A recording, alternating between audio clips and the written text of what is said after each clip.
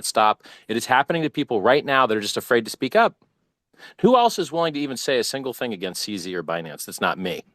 It's just me. Kim did. Kim. Actually, I want to give props. Kim stood up to him live on stage here, invited him. CZ and Kim had a debate. But I do agree that most people wouldn't. Even me, I'd be like, I'd think 3 times before criticizing. Richard, I'm killing myself also for 5 years telling people that their reserves are fake and on that all of them are shit coins, including Bitcoin. And you know what? Like, I'm gonna get shit again, but quite seriously, the elephant in the room is that not only this crypto thing is like you should pull your keys out of the exchange essentially because it's not your coins. It's the same thing as the normal banking system. When you deposit your money in the bank, it's not your money anymore. It's their money. They can do whatever they want with it. And so it's the same thing. So at the end of the day, I think the elephant in the room is that what's happening now is that people are trying to consolidate their treasuries, but they're doing it wrong. And they're going on to fiat-backed shitcoins that are also going to fail. And then it's going to propagate onto people trying to get their money from the normal banking system. And that also is going to fail. And people don't listen that it'll ultimately, it's going to be either gold or you're broke. And, quite frankly, you can give me as much shit as you want, but I think it's normal that you have a little bit of a diversification of mind and portfolio. You don't need a Peter Schiff here. I mean, quite frankly, it's 3,000 years of evolution, and Bitcoin is basically outdated. So as far as I'm concerned, I always say, and I'll say it again, you vote with your feet, you vote with your wallet. I'm in Switzerland. I'm balls deep in gold, and I'm very happy this way. So the issue is you have gold's not a productive asset. So basically, the way speculation works is the maximum gains happen for the things that are the newest. And as things age and have been around longer, they become demarginalized. So buy Dogecoin then. Well, no, Dogecoin is Dogecoin's a little weird because the world's richest guy just took it under its arm and decided to shill it for a laugh. If he didn't do that, Dogecoin would still be terrible, and it kind of is still terrible. But because the world's richest guy uses it as like vanity project for no, so I was telling people earlier on my own space that if you're in a coin that's not a smart contract network, you will always suck middleman D, always for the rest of your life, because you can't de-risk into a stable. And some stables are less risky than others. So, for instance, USDC and USDT have admin keys whereby anyone that works at those companies can just invalidate your coins at will, literally, the exact opposite of why crypto was invented. You have less counterparty risk with something like DAI, but unfortunately, DAI is backed in large part by USDT and USDC. And so if those guys decided to flip their admin keys... So I have some breaking news here that just came in from Cointelegraph. Oh, sorry, just let me... So Richard, we do this in the space with breaking news, and then we'll get back to it. Go ahead, chat. All right, so this is from Cointelegraph. This goes back to Terra now. South Korean prosecutors are now calling on Terra co-founder Shin Hong-seong to cooperate. Authorities allege that Shin Hong-seong earned roughly $105 million in profits from illegal sales of Luna tokens before Terra's collapse. So here's what's so funny to me. All you stupid people that couldn't listen to me, that just got wrecked on that centralized exchange, the opposite of crypto, you think this guy owes you money. You think he did something illegal. I got bad news for you. Go read your terms of service when you signed up for that crap and sent your selfie in, okay? And let me know if you're a secured creditor and have a UCC1 form. Oh, but they're based in the Bahamas, so pretty unlikely. Or if you're an unsecured creditor and they could do anything they want with the money and you could eat crap, it's not your money anymore. Yeah, so it's not actually the case, Richard. So in the terms and conditions, it was meant to be custody and it was illegal for them to use it. So it wasn't like Celsius where they had permission to use it. To make fun. I defer to Simon. And they've moved into Mario. Chapter 11 Peter in the Schiff US. was in the audience. If you want to bring him up. Peter Schiff, please do not. Oh my God! No, of course I will. Of course I will. Yeah. I'm gonna have to savage Peter again. Join us. Oh my God! So gold. Gold is something you dig out of the ground. This is where Peter, Richard, Peter, this is Peter's perfect moment to say, this is probably our most difficult time to debate, Peter. Gold Peter and I agree on some stuff. 6,000 years, though. Peter, I just to let Peter, hold on, Peter, I just sent you through a DM. So if you check your DMs on Twitter, you'll see an invite to come up on stage. Yeah, Richard. To be fair, this is the time when Peter looks at the 1 year chart and sees that Hex crashed harder than Bitcoin. Yeah, and it's only up 60,000% now. Yeah, like Hex is only up 60,000%. If you started there right at the beginning, but how it's performed for those that have listened to your talks around why they should buy it. So Bitcoin dropped 75%. Give us a, and I told you so. If I held on to Bitcoin right now, from when I first held it back in 2012, when it was $13 a pop, I'd still be up a massive amount of percentage. That's ridiculous. Right. Guys, pro tip: crypto goes up 3 years, down 1 year, and it's been doing it for 12 years.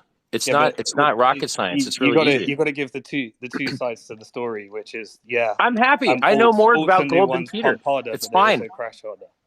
I understand that. It's a reflexive system. I get it. It's fine. Look, bro, my coin I gave away for free. Let me know when they give you some gold for free. You know how many airdrops we got for free? Uniswap was free. 1 inch was free. So you're saying that no one lost their money in What about the people that bought it, though? You're talking about right at the beginning. A lot of every single speculative instrument has the property that people that buy low and sell high. If you gave it away for free, does that mean you failed the Howey test? Or? One thing at a time. Every single speculative instrument has the property that the impatient pay the patient. That the people that buy bottoms and sell tops take the money from the people that buy tops and sell bottoms. Every single speculative instrument in the world has this property. And it's not just speculative instruments. It's also Beanie Babies, it's collectibles, it's comic books, it's Ferraris. I'm up on my Ferrari. I bought a Ferrari. I made money on it. Why? Because they're sold out. So come on, you Richard, cannot. To be fair, I know it's like your no, but you cannot program it away. Things, but come on, it's a feature of the system. Honestly, Richard, you can't get rid of it. There's a lot of people that are suffering. They've lost money. Yeah, fuck those guys. I know you warned them. I know that if they had listened to you, but to be fair, like there's people in the audience because that are really, really suffering and then just wait 6 months and we get a bull run again and you get to get rich again. Go get a real job, be productive in society, save up some money, and buy the dip. Everything about Ferraris and diamonds and how they're all idiots. Like, it's not. I know it's not useful. It gets traffic, listen, but it's not tasteful. It's not useful to get everyone else wrecked. My focus is on the guys that aren't wrecked yet. I want to save those guys. I can't save the guys that already got wrecked. Quickly, guys, I've got breaking news, guys. Chat, did you see it about Alameda? Just sorry, quickly, guys. And Peter Schiff, I've sent you an invite via DMs on Twitter. I see you in the audience if you want to come up. But do you see the breaking news chat from Daily Huddle? I'll read out the title. Checking it right now. It looks like, oh boy. Legit. Okay. Let me go ahead and read this out here right now. So, Three Arrows Capital has broken its silence. Says that FTX and Alameda hunted their positions during the Luna collapse.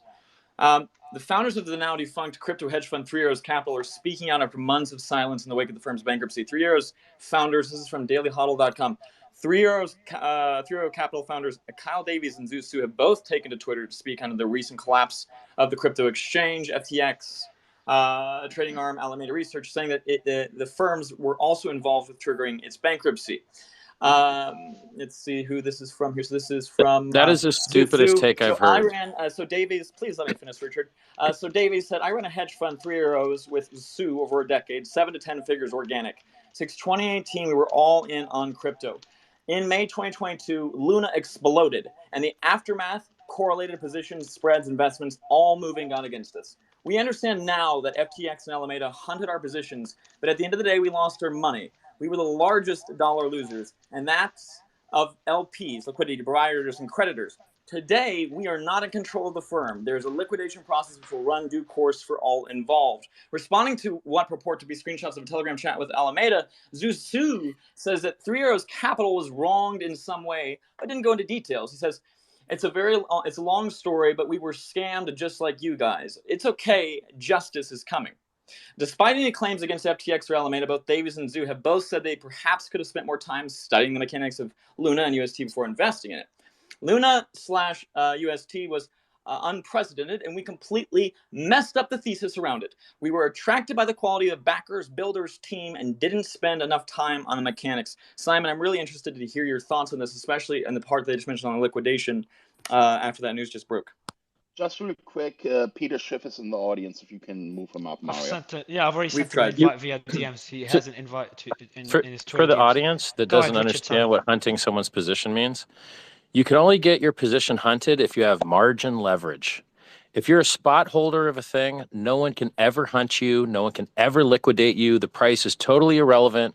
If you held Bitcoin like I did, so I mined Bitcoin when it was 50 cents, and then it went up to $30, and I bought a bunch of it, and then it went down 93.5% to $2. And then I held, because why the heck would I sell a 93% dip? You'd have to be an idiot, right? But guess what? In crypto, we got a lot of idiots. So then the price went up to $1,300, and then it went down to $200, and then it went to $20,000, and then it went to $3,000, and then it went to $14,000, and then it went to $3,800, and then it went to $69,000, and now on the way to my 10K call, we've stopped at $15,400. So crypto is extremely volatile. It goes up for 3 years, it goes down for 1. The guys that buy the top and sell the bottom lose all their money, and where does their money go? It goes to the people that bought the bottom and sold the top. Everyone that gets margin trading in crypto gets liquidated and annihilated. Everybody. And anyone that ever plays short in any market gets totally annihilated every single time, because the money printer keeps printing and all of the charts go mostly up and to the right forever. Some small group of charts which suck and are scams or have inverse reflexivity like Luna did, where the lower the price went, the higher the supply went.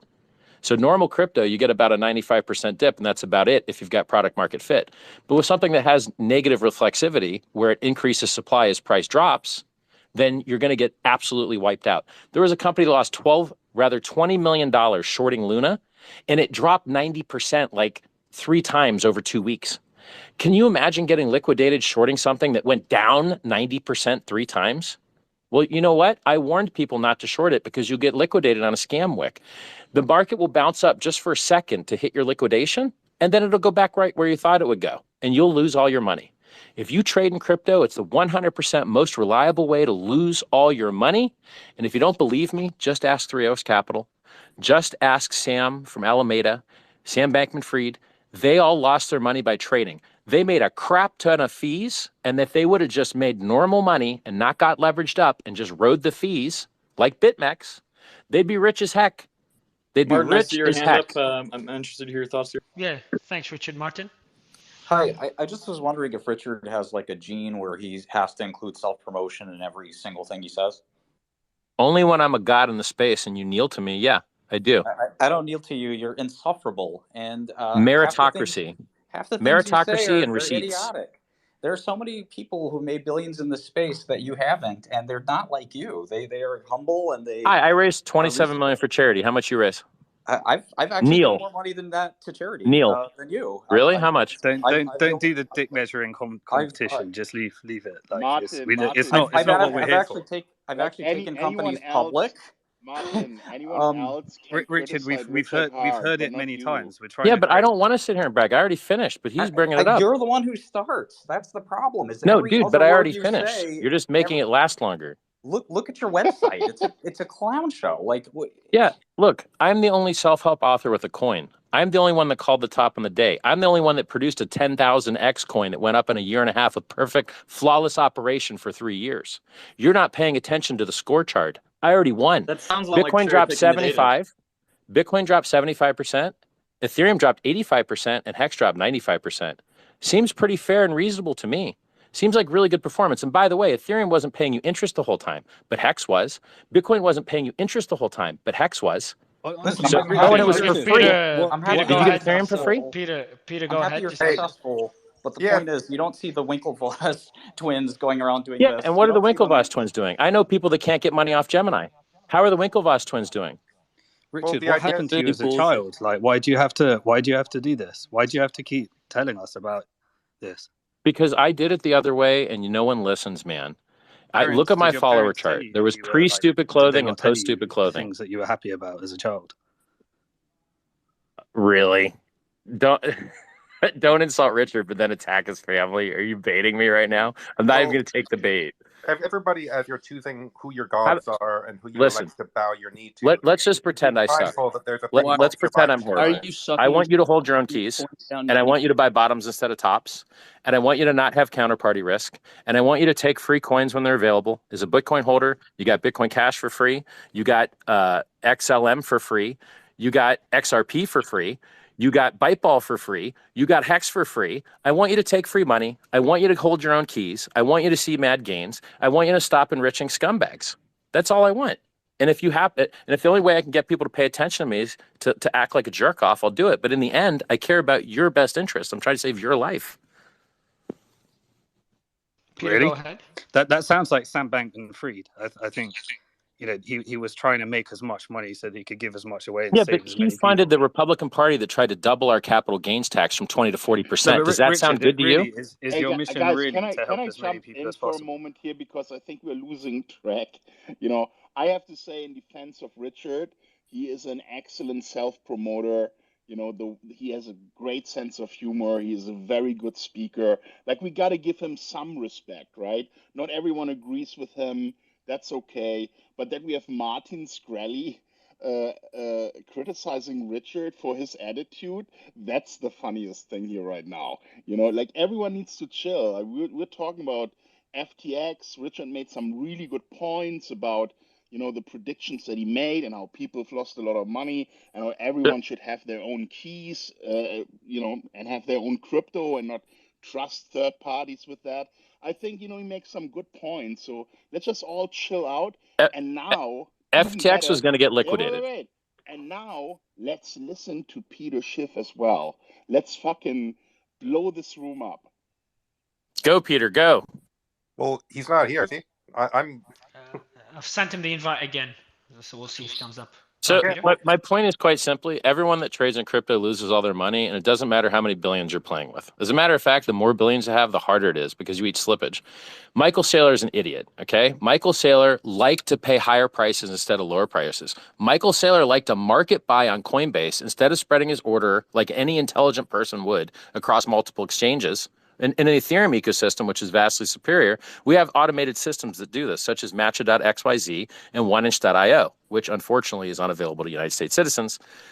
But Matcha.xyz, I think, works for US guys. So in Ethereum, we already can spread our orders across multiple order books and get reduced slippage. We can always choose a slippage limit so that no one front runs us or flash bots us and give us a really bad execution. We already have the most on-chain trading volume of any exchange. There was more Ethereum USD traded on Uniswap yesterday than there was on any other exchange in the ecosystem. There's no counterparty risk. It's amazing. DeFi is the future. You don't have to worry about anyone running away with your money. You don't have to worry about proof of keys because every transaction is its own proof. Decentralized finance is the only solution to middlemen stealing everyone's money. And decentralized finance is not available to non-smart contract enabled chains. You will have to encumber yourself with screwy counterparties that will steal all your money. Let me give you an example. Solana used to have wrapped Bitcoin on the Solana network. And guess who wrapped the Bitcoin for them? Ding, ding, ding. It was FTX. And guess what? All the wrapped Bitcoin on the Solana network that FTX wrapped, it ain't unwrappable now. So you had hidden counterparty risk that people don't know about, that I'm one of the only people in the world to tell you the real risk of it. I'm the guy that tells you crypto drops 85% every 3 years. I'm the guy that tells you those wrapped coins you got, you might not be able to unwrap them. And even if you get and die, you're still at risk if USDC and USDT use their admin keys to invalidate everything because they can at will. As a matter of fact, they've been invalidating some of FTX's transfers. You can go look at the coins that they've invalidated. So long story short, I want you to take control of your own keys. I want you to see mad gains. I want to see less scams. I want to see less middlemen. And everyone that's in this space that has a YouTube channel, you want to know where they make all their money? They make it on referral fees. And who are the only people paying referral fees? Counterparties. Margin trading. And what's the most dangerous thing for any user? Margin trading. It's so dangerous, it's caused most of the liquidations. FTX would be wildly profitable and wildly influential, except they just had to FOMO the top. Michael Saylor liked to pay more instead of less because he thought he was getting richer. Every time he bought the price up higher, he'd go, oh my God, look, the price went up. I'm so much richer. Now all my old coins I bought are worth so much more. But what he isn't smart enough to understand is that what you actually have to look at is how much you're going to eat slippage in the other direction. Oh, you drove the price up against yourself on the way up? guess what, buddy? You're going to drive the price down against yourself on the way out, and your actual exit price has to account for that slippage. And so now Michael Saylor, he looks like he's down $2 billion. But pro tip, if he actually tried to sell the money that he bought, he'd be down way more than $2 billion because he's going to eat the negative slippage on the other side. He's an idiot. He bought the top on leverage.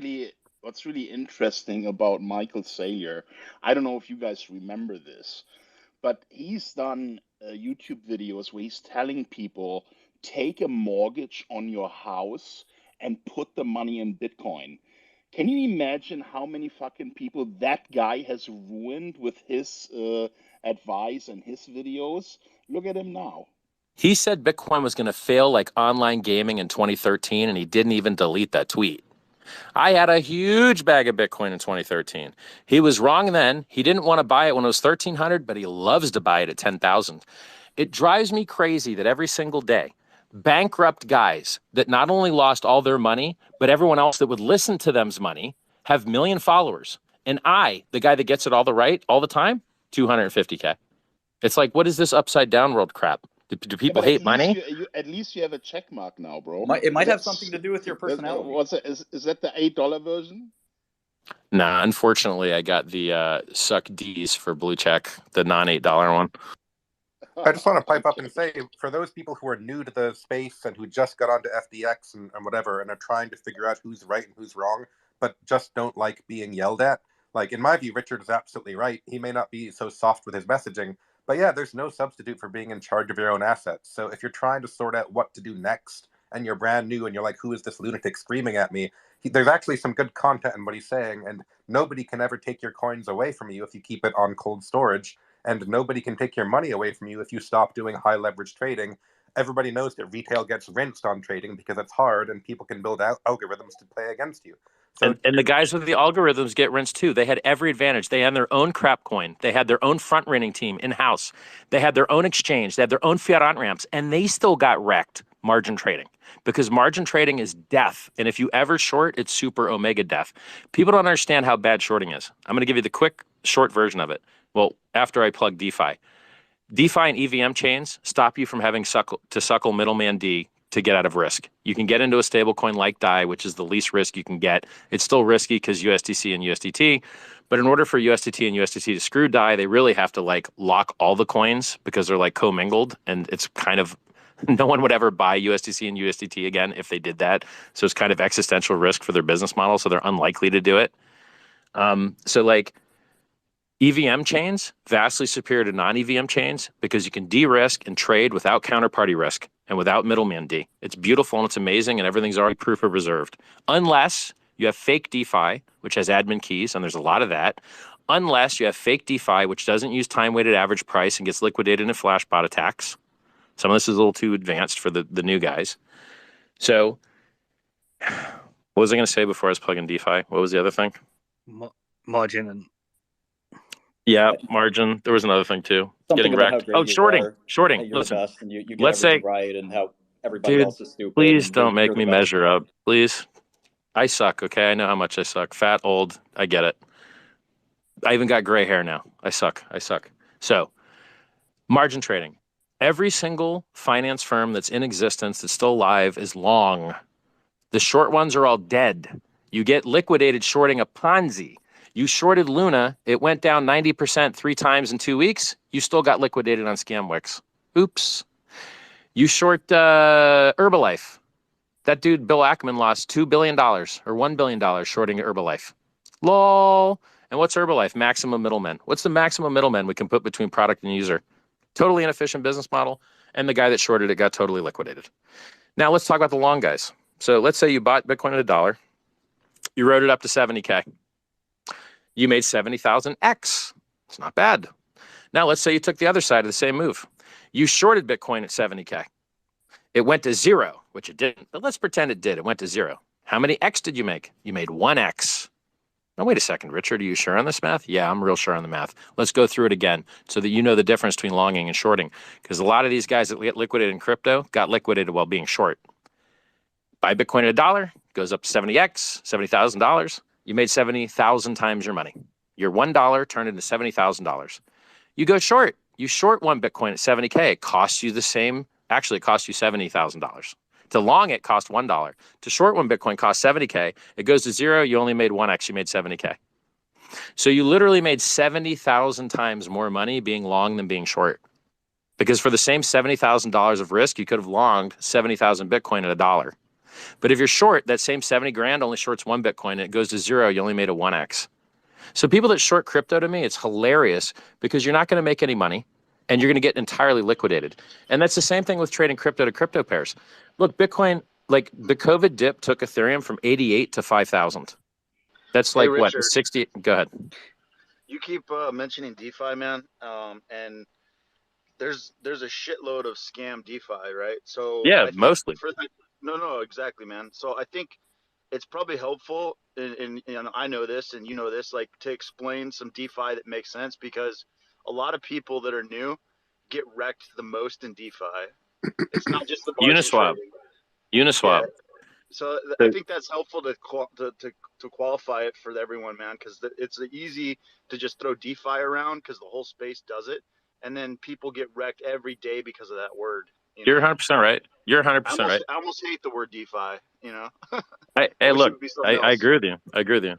You guys remember who made Uniswap popular? Remember who advertised it more than Hayden Adams, the founder? Remember whose coin had the majority of liquidity and trades on it for like 6 months? I have a guess. I have a guess. Hold on. I have a guess. Hold on. I think it's Richard. It No, was you're gonna say it's me. you. Okay, bro. I'll let Tara go if you don't mind. Yeah, go ahead, Richard. Go ahead, Tara. I saw you on mute. Oh, I had requested a little bit ago before, the whole measuring contest began. So I'm just sitting here having a nice laugh. Sure. And Well, I'll give you. Measure up, Tara. Get your ruler. I'll give you the mic. I'll give you the mic afterwards. Richard, But I don't want to put you in your place. I'm just playing. I want to mention No something. pumping. Simon, do you wanna, Simon, I know you tried to mention this earlier to Richard, didn't get a chance. Richard, I think you'll agree with this one with Simon. You guys tend to agree more than you think. Simon you were makes telling... money on people that take your keys away from you. I still like him. He's a nice guy. But he makes money on people taking your keys from you. I don't want you to ever give your keys to anybody. Simon, did you want to bring up the Celsius and the people that were hurt? I know you were mentioning it earlier. I'd love to give you the mic again to mention that again. No, yeah, I just want to say, Richard, like it's I understand, you have a different way of coming about things, and there are some pearls and wisdom amongst all the dick measuring and bragging and things and selecting the things that you did say, but there are some things you do get wrong, and you never talk about those. But well, just tell me what they are and apologize. Well, I think if we got Peter Schiff up and you did a 1-year chart of gold versus Hex when you told everyone to buy Hex, you'd probably find that Peter Schiff was right over the last year. So we're going to do that for Amazon too and Facebook too, right? We'll pretend they're bad assets. But we're going to pretend everything down this year is a bad asset, right? So then the whole global, everything's just bad assets because everything's down this year, right? Yeah. But what I wanted to say is that I have recently just been given some messages, and I sent Mario a video on like some story around people that have actually taken their life because of these things, and there are a lot of people that are on the verge and on the edge, and guys, we're gonna have a bull run soon. Just stick in the game for a while, man. There's no reason to kill yourself. You're going to be able to get really rich in the next bull run. Just hang out for a while. Sure. This is tough love way too serious. No, tough love does help for some people, but I know it's way too serious. But I got hundreds and hundreds of messages from people that appreciated that message and really needed it at that time because they were feeling really, really shitty. I have a question, man, because I'm not a Hex dude at all. Me and Richard actually has my ass blocked. So here's the thing. Like, my question is, the advice you give to people, does it get people wrecked? Like, when you keep talking about all the advice you give, and I followed you for a long time, but a lot of the advice you give, man, I'm just being honest, is not helpful for the average person. You talking about me, Richard? You talking about me, Simon? My advice: diversification, dollar cost averaging. I'm talking about the way preparing for different outcomes. Yeah, I mean, it may not perform as well as a pump and dump. The Celsius group and all the Celsius conversations it just blows my mind, man. The amount of knowledge that was given to people that was incorrect across the space, and then now it's like we got all these self-help groups And it's like this is not new information. This has been going on for a long time, man. Like this is not the first. I think the first exchange I got wrecked on was Cryptopia. You know, like Celsius isn't new, FTX is not new. None of these blowups are new. Like Here's the sad part, bro. Sorry, Crypto's what doing advice are you fine. referring to? Like, I don't think anyone on this stage says that you should store your money on an exchange. Everyone's been, you know, that's everyone says that on this stage. what I'm saying is it's better to talk to people about that are new to retail about the right way to use crypto, man. And like it seems like every time the crypto blows up, it just becomes a self-help group. Like if we're ever going to get past this bullshit, we need to focus on the real thing, which is educating people on how to actually use the products. Absolutely. And it just keeps happening over and over again where there's a blow up and then we go into self-help mode and then we just kick, 70% of the community leaves crypto and disappears. And then we try to bring new people in with new bullshit. All of us try to get people to use cold storage, and all of us say that that's the right way to go. I just hate hearing like every time this dude, self-help, like if you promote margin trading, you're a piece of shit, and it's really that simple. I don't promote margin trading. I'm not trying to attack you, bro. I'm just saying, most of this space does, man. Like, okay, cool. A lot of this space promotes margin trading. A lot of this space promotes centralized services. A lot of this space invests and uses their money to invest in centralized products and services and sucks in new users and gets user base based on these investments. Bro, FTX sponsored e-gaming. Who watches e-gaming? Kids. And what are they trying to do? Get kids to margin trade. The most likely thing to kill you in your 20s is yourself. Imagine you add margin trading to that risk. It's absolutely disgusting. And no one speaks out about it. Like I do, but like almost no one else. Because that's how they get paid. It's a tragedy of the commons that the only way to make money in crypto is either to have a paid group and lie to people and say you're profitable and scam them, or to have referral links to things that feed people to the meat grinder. And there's really like very few other ways. My biggest thing that bothers me is it's the VCs and the same people reinvesting in services that they call DeFi that aren't fucking DeFi, and they're behind all the investments, and then they pump up this fake DeFi which isn't real. And then they pretend like it's all like been some really amazing product. Then it dumps or rugs or something else. And then magically it's like, oh, let's go into let's have our self-help group and talk about people committing suicide. Yeah, no shit. People kill themselves with bad investments every day. But the problem is at the front end. It's not at the back end. It's all of the people that don't disclose all of the bullshit they sell in the beginning. I'll tell you what, man. And that's totally true. I mean, like, if you looked at Alameda's portfolio and I looked at it and I said, why haven't I not invested in any of the DeFi protocols? And it's 100%. All those protocols that Alameda invested in was fake DeFi. It was as simple as that.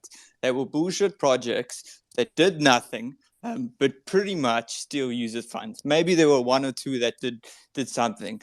But most of them were fake DeFi projects that were promoting themselves as real DeFi projects. If you look at real DeFi projects like Uniswap, as an example, you don't see them getting an Alameda, VC investment. So I'll just tell you guys really quick what real DeFi is. It's really extremely short. There's no admin keys, which means the contract is permanent. You can't change anything. When you wanted to upgrade from Uniswap V1 to V2, you needed to move your liquidity. They didn't have an admin key to do it for you.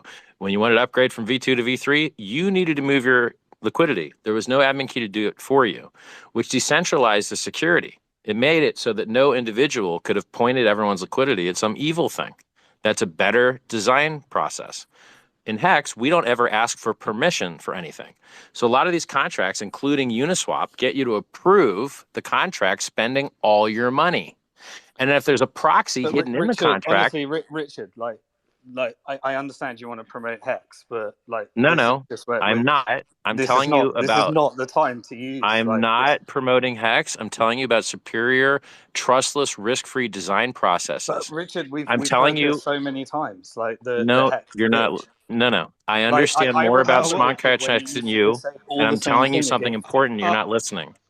You're not listening. I'll let you finish that point, Richard. You guys are I'm getting lost telling in you the that it's conversation. dangerous to approve a contract to spend all your money Yeah. because they can upgrade the contract with a proxy, but you're not listening. Yeah, I'm Let telling you how to guys, do DeFi safer. who gives a Make shit sure about you guys, revoke.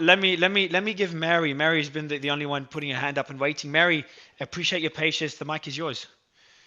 Hey, thanks so much for letting me speak. And yeah, I had my hand up for quite some time. Yeah, there's a lot of measuring going on here, and I just wanted to say this. You know, everybody has a different delivery. Richard, I had not heard about you. You know who you were before, and you know, and I may not be a fan of your delivery while people are hurting after having lost their life savings, Richard. And I actually have been in a space where I heard someone who wanted to take their life, and we literally saved them. So I can appreciate where you're coming from, right? But I'm smart enough to recognize that what you're saying is really good advice for people in this space. And I'm learning every single day, and I'm looking for people, you know, and I think a lot of people that are in this room are listening because they're learning. And this is a great panel that's up here. Mario, I applaud you, Kim, for putting this together because we're all learning in this space. You know, So, Mary, you know, that's exactly why I invited Richard here. You yep. can think whatever you want about him. You know, he's flashy, he's loud, but he's told people for years, don't put your money in exchanges. And if people would have listened to him, they wouldn't now have to deal with this drama. And it's Right? more than exchanges, guys. We lost billions of dollars to bridges as well because bridges are obfuscated counterparty risk.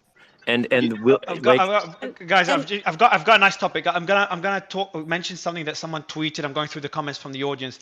Can we please talk about how useless crypto auditing companies are with such big damage? How the fuck they didn't notice the big hole?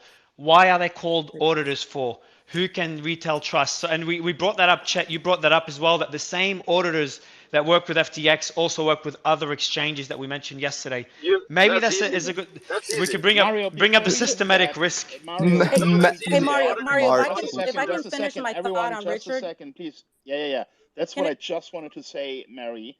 I interrupted you. I'm sorry, and now it's back to you. No. I totally appreciate that, and thank you so much for letting me speak up here again. And again, Richard, you know, I really, again, your delivery is a little off, but I followed you now because what you're saying makes so much sense.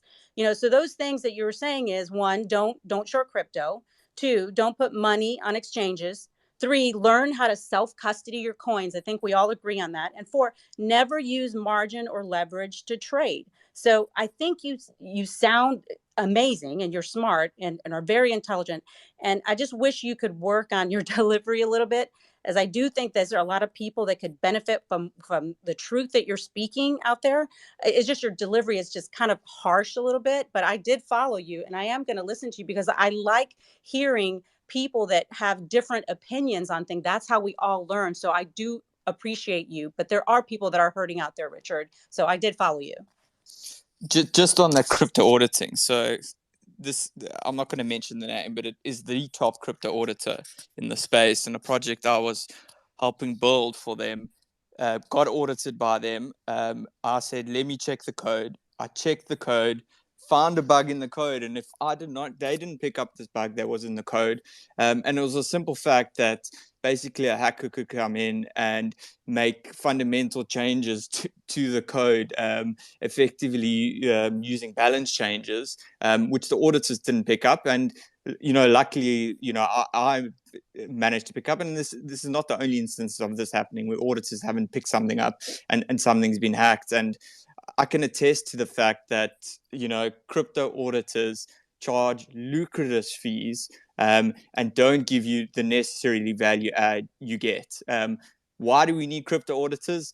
You don't see like a lot of these big DeFi, the real DeFi protocols getting audited. And the reason being is because they're proper DeFi. They don't need ridiculous SEX listings. SEX would end up listening because they have a great product. A lot of these, you know, centralized exchanges need an audit to satisfy their requirements, which a lot of the time is just rubbish. And kind of lastly, Richard, on a lighter note, I'm not sure if you saw the video of the dev where he says how much you actually suck. I think it's quite lighthearted. I don't think you're. I think I suck a I don't- lot. About the exchange earlier about auditing. I think auditing does its purpose and its intention at the front end, right? The issue where all these fucking companies keep getting screwed over is when they start working on bridging their assets over to other chains as well as to other EVM like all the rugs and all the crazy shit that's happening, in my opinion, is not an audit problem, it's a bridging problem. Like they're easy to exploit and nobody solved that yet. I think bridges at least on the DeFi side is where everyone keeps getting fucked. So the way to reduce your bridge risk is the same way that you should be reducing your transactional risk. And I've never heard anyone else talk about it, but it's such the easiest thing ever. So let's say you want to trade with someone that you don't trust. What you do is you just trade a little bit, and then a little bit, and then a little bit, and then a little bit. And they can only screw you for the last trade. So if, for instance, you want a fiat on-ramp to crypto, you send a little bit to the exchange. You take your crypto out. You send a little bit more. You take your crypto out. You send a little bit more. You take your crypto out. They can only screw you for the last cent. And the same way works with selling. You want to sell your crypto? Send them a little bit, sell it. Send them a little bit, sell it.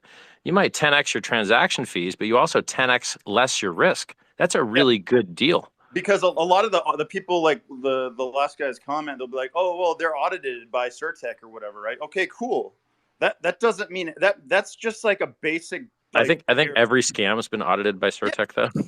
No, but I'm saying that's like a baseline. I'd say that's a baseline. That's like jumpstart, like starting the car, man. Like that's not driving the car. You know, like you can't blame the auditing process. That's just like step one. You know.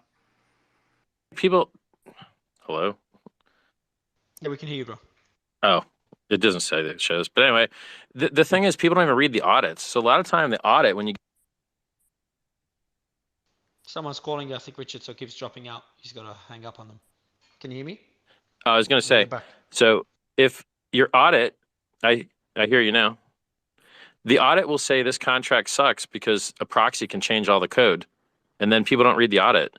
Or it'll say that, you know, it can infinitely mint if an admin wants it to, and people just don't read the audit. Having an audit isn't the same as reading the results of the audit and seeing if the team actually fixed the stuff. So just there's no such thing as, quote, an audit. You actually have to read the results. Piotr, go ahead, bro. Yeah, Richard, I've got a question for you. But first, seriously, man, like, I get it. You've succeeded a lot. You don't have to prove yourself to anyone. But as my father says, you know, it's trying to measure whose arse is wider. It's a completely pointless competition, and you undermine your own argument by the delivery. So I really encourage you to say what you're saying. I'm a novice in this space, and I've been listening and appreciate what you're saying, but you really do alienate, I think, a lot of people through your delivery. So I highly ask if you can just be slightly little bit more aware of the people who have taken their lives, including a couple of people I know personally, have been on the very verge of that. So without being too heavy-handed, my question is just, you know, you're bringing in a lot of very useful information, a lot of very timely stuff for a lot of listeners who are in very vulnerable positions.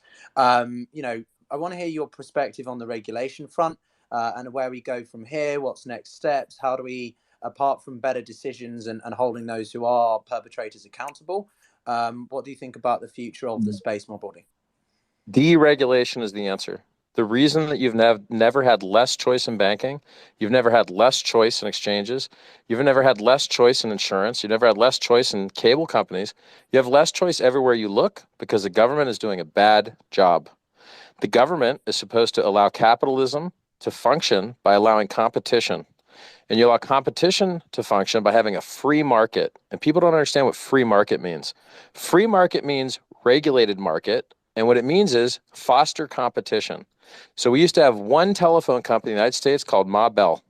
And the government said, you know what? It'd be better if we had multiple telephone companies competing with each other, adding on value, and then the customers choosing who won. And that's what they did. They broke Ma Bell up into many parts. And the same thing happened with digital subscriber lines, DSL, when the internet first came to people's homes. That's how it got to your house. It's called DSL, digital subscriber line. They gave a centralized service of the base layer of internet connection, and then people would add stuff on it. Oh, you can get news groups. Oh, you can get chat rooms.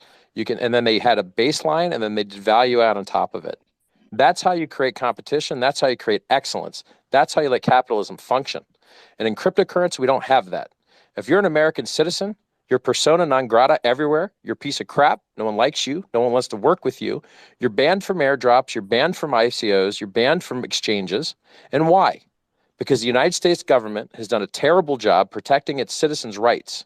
It's done a terrible job protecting your right to prosper and pursue happiness. It's robbed you of your freedom. Richard, to follow up on his question, I want to ask you. So regulation, I'm an American too, dude. Regulation's coming. I don't care what anybody says. And so when it does, Ethereum and all the stuff that falls underneath it, anything EVM compatible, all this great stuff is going to get regulated. And I don't think it's a positive. So how do you think the U.S. stays competitive when it happens? Because I believe it's coming, like no matter what anyone thinks. I mean, look, Joe Biden himself said, hey, I hate referring to Joe Biden as himself. He's an 80-year-old dude that can't drive or barely walk. But hey, he's in charge, I guess. I wouldn't let him drive my Ferrari. Let's put it that way. He says that blockchain's important and that the governmental agencies underneath him should report to him on what type of regulation would foster growth in the space. So his public position is that blockchain is good and that America should lead it. And if that is his actual position, and the people listening to him follow his orders, then we should see regulation that causes competition, regulation that lets other exchanges be an exchange business, that lets people have their anonymity and their privacy because it's a human right. You cannot have capitalism without mixing and anonymity, period. You can't pay your employees without them seeing your wallet and seeing how much all the other employees are getting paid. You can't have wholesalers knowing what all the other wholesalers are getting paid. You can't have your customer base get leaked because everyone can see who's paying you. None of these things are okay in a capitalist system. They break competition. And so we need anonymity and we need mixing and we need privacy. But it's not going to happen, Richard. I think when regulation comes, it's going to look like Coinbase. The U.S. government knows every transaction and every trade and every single person that uses Coinbase's information, and they have 100%. There's no anonymity, and there's 100% oversight of anybody that touches Coinbase. So when regulation comes, when securities are out there, like if Hex, for example, starts, is used throughout the U.S. and it's becomes a security, right? Every single. But that's not what makes it a security. Adoption doesn't equal security. I'm not saying it is. I'm saying that. I'm just saying like adoption isn't so I'll tell you what a security is. The Howey test states that a security is when you put money into a common pool with the expectation of profit solely from the work of others. And that word solely means a lot. Are you doing a job? Are you minting your own coins? Are you performing your own computation? Are you doing your own work? Proof of stake. That's not a security. Is proof of stake a security? Are you doing the work? Are they your keys? Is it your computer? Are you an Again, this is the government that's going to decide. I'm not going to decide. But I can decide. I know how to read. I gave you the rules very clearly. I have a different opinion as the government, but the government can decide whatever the heck they want, man. They can put. But they can't. Look, man. Like someone has to put up the fight, and I think the guys that are registered in the United States, like Coinbase, is kind of doing what they should do, taking their giant stack of money, they don't know what else to do with it anyway, and putting it into the lobbying that might save their own business model from going bankrupt. Well, there's a reason Binance is not there, right? There's a reason why Coinbase is there. Coinbase is there because they do whatever the government tells them to do. Hey, the Kraken allows you, look, Coinbase will cancel you if you use a mixer. Kraken won't. That's a big difference. And they're both regulated into oblivion, and they both have the same licenses. Guys, do you mind? I know Pietro and actually agents. You guys You're have your hand up. Kraken allows mixers. I wanna go back to the discussion. A lot of people are asking on your. I don't know enough about Kraken. Oh, he can't hear They me. carry Monero for a reason, bro. Coinbase don't. Can anyone hear me? Kim, chat. I can hear you. I can hear you, Mario. Okay, go. All right, cool. All right, guys. So just want to bring back the topic. This gentleman, they can't hear me. I've just muted you. A lot of people asking about FTX. So the argument that the guy was asking you before, Richard, was simply. I've just removed the gentleman now, not because he's being rude. He just can't hear me. Glitched for him. So if the team can send him an invite, that'll be great. But Richard, the FTX downfall, the dominoes falling, we did a space on crypto.com and other exchanges yesterday. We had CZ come in, we had Mexi come in, we had Kraken come in, we had the Canadian one, a whole bunch of exchanges come. Now, I understand your point about having your funds in a cold storage wallet, but most people are still not going down that path. We saw Binance have an influx of net inflows in the 7 days throughout FTX, while most other exchanges had net outflows. How deep do you think the issue is? You know, we had 3 Hours Capital comment on the matter. We've had a lot of insiders come in, and it seems to all be intertwined. I'll tell you 2 findings. One of them is Alameda, and I've had 2 projects confirm this. Alameda invests in a project, asks them or forces them or tells them to have the project to leave those funds on FTX, the exchange, and then FTX then sends those funds back to Alameda that invest them again into another project. So it becomes that pyramid scheme, circle jerk between Alameda and FTX. That's number one. And number 2, we were the first ones to break the story. An executive of another exchange came on stage, the first space we did on the matter, and before being pressured heavily, she revealed that, and it was confirmed today. Sam led to the Luna crash, and then 3 Hours Capital were fucked by Sam. They confirmed it today, so now I'm not going to say it's a rumor.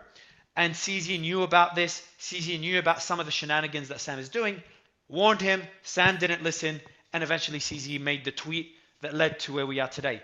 So there's just all these stories happening behind the scenes, and I'm only stating some of them and the ones we were able to confirm. How deep is this issue? How many more dominoes could fall, and how much worse could things get before they finally get better? I mean, the funny thing to me is that everyone's crying and moaning when the price is way higher than it was like a few weeks ago. Like Ethereum was $880 like what, 6 weeks ago, and now people are crying when it's 50% higher. You guys don't know what max pain is. I assure you, max pain ain't $1,200. I think it's like you get like, Ethereum's 50% higher than it was not so long ago. For all these people talking about max pain and killing them stuff and all that, like, guys, look at the charts. You're on a nice bounce right now. Wait till you start making lower lows. Like when I said 11K and pray, the real call is 10,350, and I'm just waiting for people to front run me. 85% off of $69,000 is $10,350. Maybe it's 10,650, but I think it's 10,350. And so we're right now at 16, 17, something like that. So you still have another third to lose to hit the normal drops 85% every 3 years target, or every 4 years. So this is absolutely standard fare for crypto. This same stuff happens every single cycle, but people think it's new. Nope. I've been here since 2011. I've seen this exact same game show play out time and time and time again, which is why I was able to call the top on the day. But not to this level. Not to this level. I think now. No, but this level, we didn't even drop 85% yet. We didn't even do a big drop yet. Not in terms of price action. In terms of how fucked up we got things. To what level we fucked things up. Because now we've got regulators looking at the matter. The point here is, it doesn't matter how much more crypto drops, because of FTX, a lot of people have lost everything. And I agree with Mary that we need to be a little bit more considerate for the people that are in this room listening that have lost everything. So let's just chill a little bit. Here's what Here's what I would like to do. You are a very smart guy. Regulation is coming. We have people in the room that are regulators that are listening to us and following this whole thing. If you had to pick 3 regulations to make exchanges safe for users, what would they be? Make people custody their own funds. It's the only reason why crypto exists. The only second reason why it exists is censorship resistance. What about onboarding and offboarding, though? Limit the amount, make them stagger their orders. Don't let them stick their whole stack in at once. It's not very free market, what you want to... No, but look, man, getting regulations in general so this is what I was saying earlier. People get it backwards. Free market means regulated market. An actual free market consists of people shooting their competitors. An actual free market was U.S. Steel controlling all the steel and the railroads that shipped it. Actual free markets are the opposite of free markets. They're very unfree. So like even in, So Richard, go back to Kim's question. So we know that onboarding and offboarding has to exist. So the answer is you have to have centralized. So what would be the top 3 regulations? No, the first no, one hold you said on. was No. There is a solution here that I'm the only guy that's talking about it. Let you buy crypto from your neighbor without your neighbor worrying about going to prison for being an unlicensed money transmitter. Decentralize the on-ramps, decentralize the off-ramps. When someone has a used t-shirt, they don't have a problem selling it on eBay. They don't have a problem selling it to the used clothes store. They don't have a problem selling it on StockX or all these other websites. But with crypto, everyone's terrified of going to prison for unlicensed money transmission. I believe that if a friend of yours gives you $100 and wants 520s, you should be able to do that.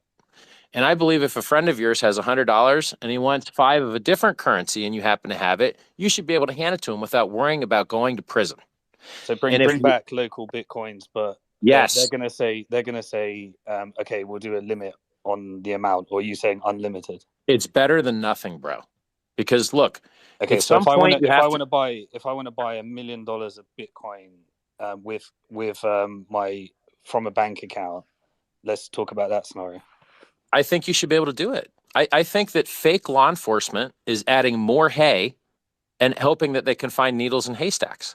Having everything get a suspicious activity report, a CSAR, is not helping law enforcement do their job properly. Searching people at the airport, when they actually test it and see whether bad stuff gets through, the bad stuff always gets through. So your advice is firstly, allow for peer-to-peer. Secondly, undo AML laws. And thirdly, stop caring about tax collection because they want the data. No, you're still going to get tax collection because you see what people bought with it. So anytime someone tries to cheat on taxes, you just look at the stuff they have and you go, hey, the stuff you have doesn't equal the tax you paid. So we're going to bust you down. My feedback on that is you're probably fighting a trend you're going to lose. So it might be worth focusing on something else. No, but like we have jurisdictional arbitrage, right? Like you can drive across the border to Mexico and do stuff, or you can set up a company in another jurisdiction and have your company do it. You know, a lot. This idea these are all ways around. Like if we're talking about your average American that wants to put $1 million into Bitcoin, they've got dollars, they're onboarding for the first time. And so centralized exchanges. The average American doesn't have $1 million.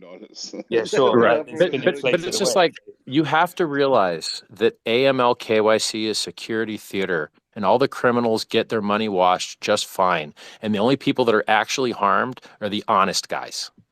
It's security theater. It's law enforcement theater. We need more investigators. We need more judges issuing injunctions. Those are things that actually get stuff done. Let's go to DeFi then. So Richard, like if somebody creates a token and they follow all your like there's no admin keys and stuff like that, but they end up with a bunch of the supply and they go on a YouTube video and tell everyone to buy it and they're dumping it at the same time. Like what type of things do you think should be done about this? Just crowdsource? I think you just described like almost every altcoin. Yeah, exactly. Every single altcoin has extremely highly centralized ownership. Yeah, but do you think even like Bitcoin some element of do you think we should just leave all that in the unregulated sphere, or do you think some 100%? Caveat emptor. Like you have to understand, you cannot live in a world that is free, and then when you centralize control, it gets worse and worse and worse until you have a revolution. Every single law in the United States that has a fixed dollar amount is going to crush and kill you. Let me give you an example. You can only travel across the border with $10,000. That was made in the 1970s. $10,000 now is 3 or 4 times less powerful than it was in the 1970s. So in effect, you are now restricted 3 or 4 times more because it was a poorly written law that didn't adjust for consumer price index increases and inflation. What about free market solutions then? Like what I'm saying is that these laws have to be changed because eventually you won't be able to travel with a cheeseburger worth of money across the border because fiat currency is going to zero, bro. And so the law has to be changed. It has to be upgraded.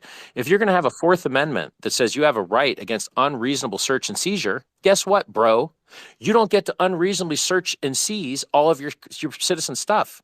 Civil forfeiture needs to go bye-bye. Like, there's a lot of clawing back of human rights that needs to happen. They used to not be able to read your mail. It was illegal. It was a federal crime to read people's mail. Now we use email. So guess what? Everyone can read it and does. You lost your rights when we went from analog to digital and just no one was paying attention, and it's not okay. And if you don't fix it on your own, eventually it's going to go so bad you have a revolution and a lot of people die. Well, the Fourth Amendment died with the Patriot Act. So once that came, I know you want to be also, pragmatist and like pretend you can't fix these things, but they are fixable actually. No, I mean, You just I need- don't live in America for these reasons, but you know, but also the Constitution said that money has to be backed by gold. You know, these. The U.S. government and international central banks have already decided CBDCs are going to do everything you said, Richard. Only the opposite. It's going to be worse. Yeah. It's going to be worse than it is. So what we're saying, Richard, is like I think CBDCs are worse than anything. CBDCs are far worse. It's going to be worse than it said. Yeah, we're trying to go beyond the philosophical debate because, like, a lot of us come from. I will give you pragmatic. That's real. I will give you pragmatic stuff you could do. Yeah. Let banks sell crypto, and just treat it like money. And then the same bank that you go to put your stupid savings account, your stupid checking account, you can buy your stupid crypto. And they already did that. They already passed that law. I don't understand this like the world is ending, everything sucks, everything's horrible. We did make some progress there. Do you want to know what stopped that one? So Basel regulations state that as you have more assets on your liabilities, you have to go through additional stress tests and have more deposits. And so if you custody Bitcoin under banking regulations, as the price of Bitcoin goes up, you have to find more deposits in order to meet the Basel requirements and stress requirements. Yeah, that's correct. I mean, hey, can I step Fix in it. here a little Just bit? fix it. Amend it. They're not permanent laws. You can fix Can I step them. in here a little bit? I mean, there's Before three you do, things. Cherry, before you do, just want to say we're verifying the identity of an insider at Alameda that will be potentially coming in very shortly, verified. So just want to let you all know. Go ahead, Cherry. Thank you very much. By the way, the comment about going to Mexico. I'm actually Mexican and Belgian, even though I have a stupid French name. But here's the thing. Like, I from a libertarian perspective, I was appointed the managing director of the American Institute for Economic Research, the Bastia Society in Switzerland. So it's basically a libertarian think tank. And the reason why I think Switzerland is doing it the right way is because it's a principled regulation. It doesn't mean that the law is just like set on stone. It's basically, okay, so what are the principles that we're using? And here, I think the principle have to be like free market competition and basically, best practice when it comes to that. So if there was a regulation to put through, I would say, first of all, not have necessarily the bureaucrats decide for it, but the industry decide like what's the best practice and whether or not they accept it or not. And then usually, as we move through what we're seeing now, we will definitely be learning that, we want more transparency, we want more ownership, we want self-custody and things like that, But we don't want more transparency and everything. Hold on a minute. Celsius doxed all their users. Celsius gave away the addresses and names of all of their users and all of their crypto addresses because you use timing analysis. So that's another thing. And I think it has a lot to do with the US dollar, because when you use the US dollar, you basically depend on the US Treasury. And that's just the way it is. That's just the way the world works, right? Now, the other role I have at the UNITU, which is I'm trying to push for the free market enterprise system perspective on how CBDCs are being built, and I can tell. I mean, I can tell you on the closed doors, the conversation goes as such.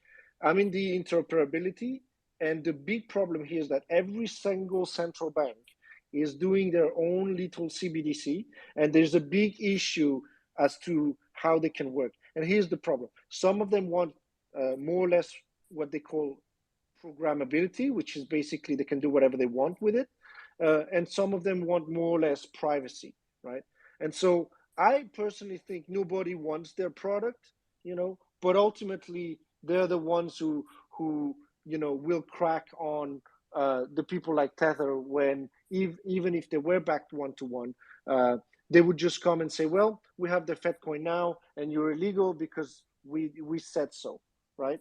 And that's just the way the world works. So, I don't think, if there's any regulator listening here, I would say, don't necessarily regulate for the sake of regulation. I mean, you can do announcements and all that, but I think the best regulator is the free market. As you go through trial and error, usually that's what you get. Just got some breaking news here from the Federal Reserve. This is the second Federal Reserve official to come out today to speak about the crypto markets. Federal Reserve Barr says a crypto asset related activity requires effective oversight. That includes safeguards to ensure that crypto companies are subject to similar regulatory safeguards as other financial services providers. Recent events remind us of the potential for systemic risk if interlinkages develop between the crypto system that exists today and the traditional financial system. Yes, okay, and the Fed is, okay, that's what they had. Okay, so that is the end of their statement, Federal Reserve Bar there on the crypto side. Yeah, guys, I mean, look, at the end of the day, what they're really saying, and I hope that's what they're really saying, is that there is rules already. You just need to apply them and see if they work where in the crypto sphere. I mean, most of the issues we're seeing now, it is already illegal. Like appropriate customers' funds, you don't need to make a new law here. It's already illegal. Not segregating the customers' funds from your funds, that's illegal. You don't need to regulate more here. You just need to apply the law. So, the first thing is like, let's not like try to push for somewhat of a regulation just because it sounds nice to say that. I don't think you know how bad the law sucks, though. Normal banks are fractionally reserved and need insurance to make up for the suck. Like the minimum you can do is not adding on top of the regulation that there is. I mean, but there are, what, Richard, in there Switzerland, there's a lot of no, but USDC insurance only covers you up to 300 grand. No, but you're confusing banking with custody and trust laws. The custody and trust laws would completely prevent you from even rehypothecating. So all these laws do exist. Securities laws exist. I like that. And I would agree with you if you called them trust and custody laws and not banking laws. My point is that those laws that you like would protect users, and I probably would support those for crypto exchanges. I think those would be good laws. Stop commingling funds, treat the people's stuff as their actual stuff. They already exist. It's just exchanges aren't following the laws. The license. No, but they're not even registered in the United States. Who gives a shit what the United States law is? They're not even registered in the United States. Exactly. But those custody laws exist outside the United States. And the United States has the IMF and FATF that enforces all regulations on all other regulators. So these things already exist. It's just no, but no one will register where they exist. So FTX was in the Bahamas. They exist everywhere. Like BitBEX is in Seychelles. Where's Binance? Lol. Nowhere. I mean, ultimately, that's not true. There's always going to be. Where's Binance? I want to serve them something. Where are they? Give me their address. Go ahead, Gabriel. I was saying that the Binance has multiple corporate registrations around the world. Well, that's funny because we filed a lawsuit against them for us being gate capped at number 201 in CoinMarketCap for 3 fucking years now. No matter what our market cap really is, we're always number 201. Lol. That sounds like a lie and fraudulent to me. And we have a lawsuit against them. If you look at their terms and conditions, you won't find an address. They do have certain segregated parts, but it is incredibly hard to decipher. Well, I'll give you a concrete example. And it's even more dangerous when you portray yourself as regulated in one area and then you don't disclose what area that is. And I think like Kim was calling CZ up on some of those things with BUSD and FDIC disclosures and various other things. I think so, Richard. I think what we're saying is that you're giving the argument for what I think. There is going to be onboarding. There are good laws, and I think custody and trust laws are the best of the bunch as far as helping exchanges stop stealing customers' money.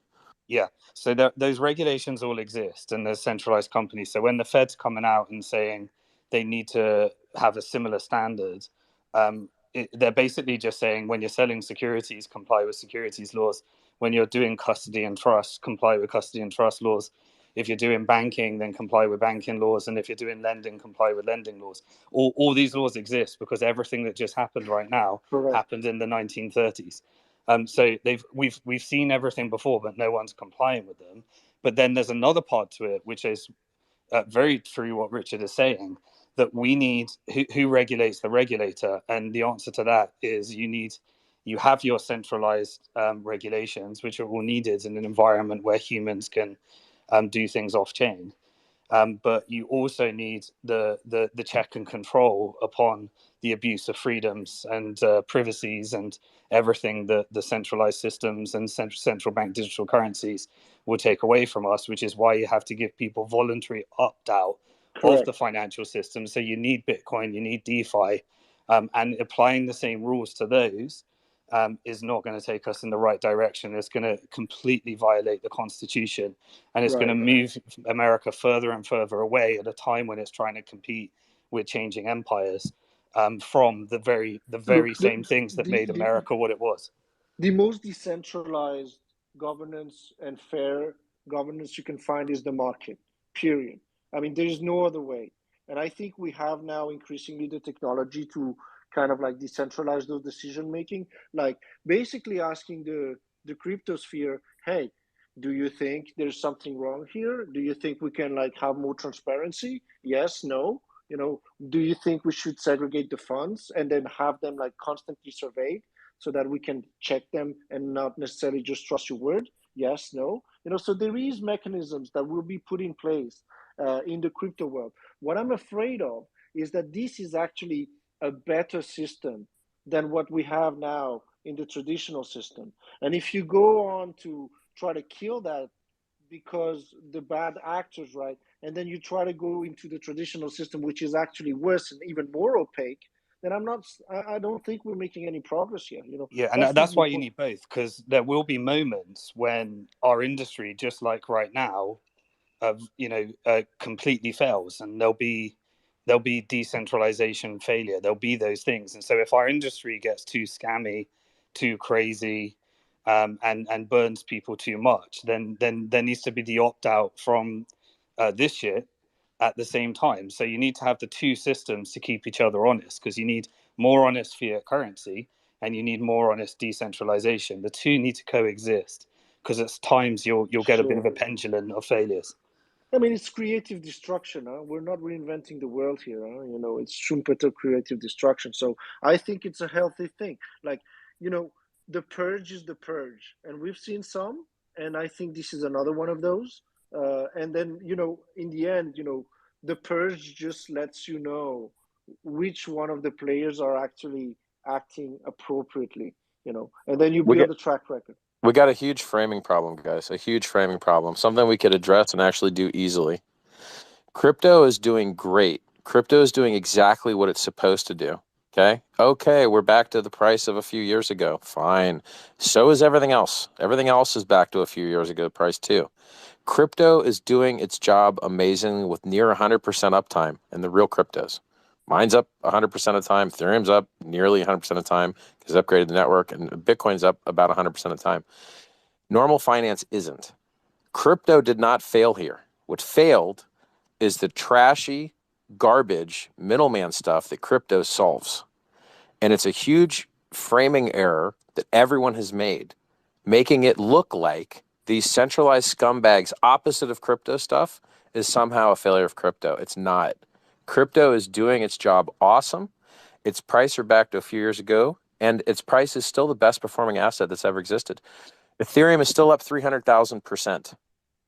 Bitcoin is still up crypto, how much 6 million%. How much would you say in crypto is actually decentralized? I think unless you're holding the native token of a chain or something that's extremely well audited, you're very likely to be exposing yourself to admin key risk or centralized counterparty risk. So for instance, if you use something that has a price oracle, some guy runs the oracle server, that ain't real DeFi. If you're using something with an upgradable contract with a proxy, that ain't real DeFi. Anyone can screw it anytime. And what if you're doing stuff with DAOs? What if you got something decentralized and most of it is staked on an exchange? It depends on the risk profile of the exchange of what their fear is. But if everyone puts their Ethereum, or a massive chunk of Ethereum, can't be asked to figure out how to stake, puts it on the exchange, those exchanges are regulated, do you think that's decentralized? No. That's a good point. It's not. It's not decentralized. It's extra and then risk. If someone launched a token on top of that, is that decentralized? It depends on what the counterplay is once they execute the bad thing. So I invented a term called just-in-time security. And what it means is that if you're like, there's a lot of proof of stake networks that operate with 21 nodes. And then if, doors start getting kicked in, then you can change the number. And you're like, oh, Guys, the what feds the are fuck kicking. with But SBF who can change posting that? one letter by one letter there? Well, then that you just the same way you upgrade any consensus network, the nodes just vote on it and they just run the new software. So like in Bitcoin, there's a BIP that they used for signaling what parts of a new upgrade they'll accept. So there's a whole system for signaling what upgrades you're okay with in Bitcoin. Ethereum has not a BIP system for it, but the guys that run. So for instance, you're trying to say Ethereum's dangerous, and I'm going to tell you that that's analogous to Bitcoin pools. So in a Bitcoin pool, if they start to be evil and get too much hash rate, you can remove your hash rate from that pool and reintroduce decentralization just in time. It's not ideal, it's not perfect, but just-in-time security works for a lot of things. So for instance, what if the government starts doing SHA-256 mining and 51% attacking blocks are just mining only empty blocks? Then you can do proof of work change just in time. What if everyone sent their coins to Coinbase and Coinbase just starts censoring transactions? Then you fork the network, you remove Coinbase's coins because they were a bad actor, and you go ahead with the fork. These are all socially enforced networks, and any evil that tries to step in is removed by the social aspect. Do you think Ethereum was more likely to be decentralized under proof of work or proof of stake? I would say proof of work, but I'm unsure how centralized that actually was. So I mean, it's so Ethereum has probably gone less decentralized, and it's been a downgrade to the system. Well, no, it's an upgrade because all people care about is mad gains, and as long as it's centralized enough, Oh, and but no yeah, one's. but you're saying everyone needs to be using their own keys and.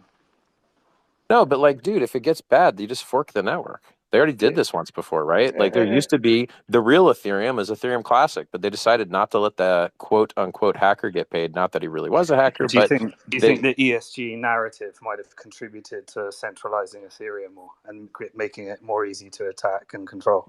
100%. I think that it's going to flip Bitcoin within the next year and a half to 2 years, and then I think we're gonna have the number one token is gonna all be on exchange, most likely to be all on exchanges. Well, here's the good news, bro. I made a asking copy of that network, and maybe my guys are smarter and don't stick all their coins on exchanges. So You could do a little DEX or something.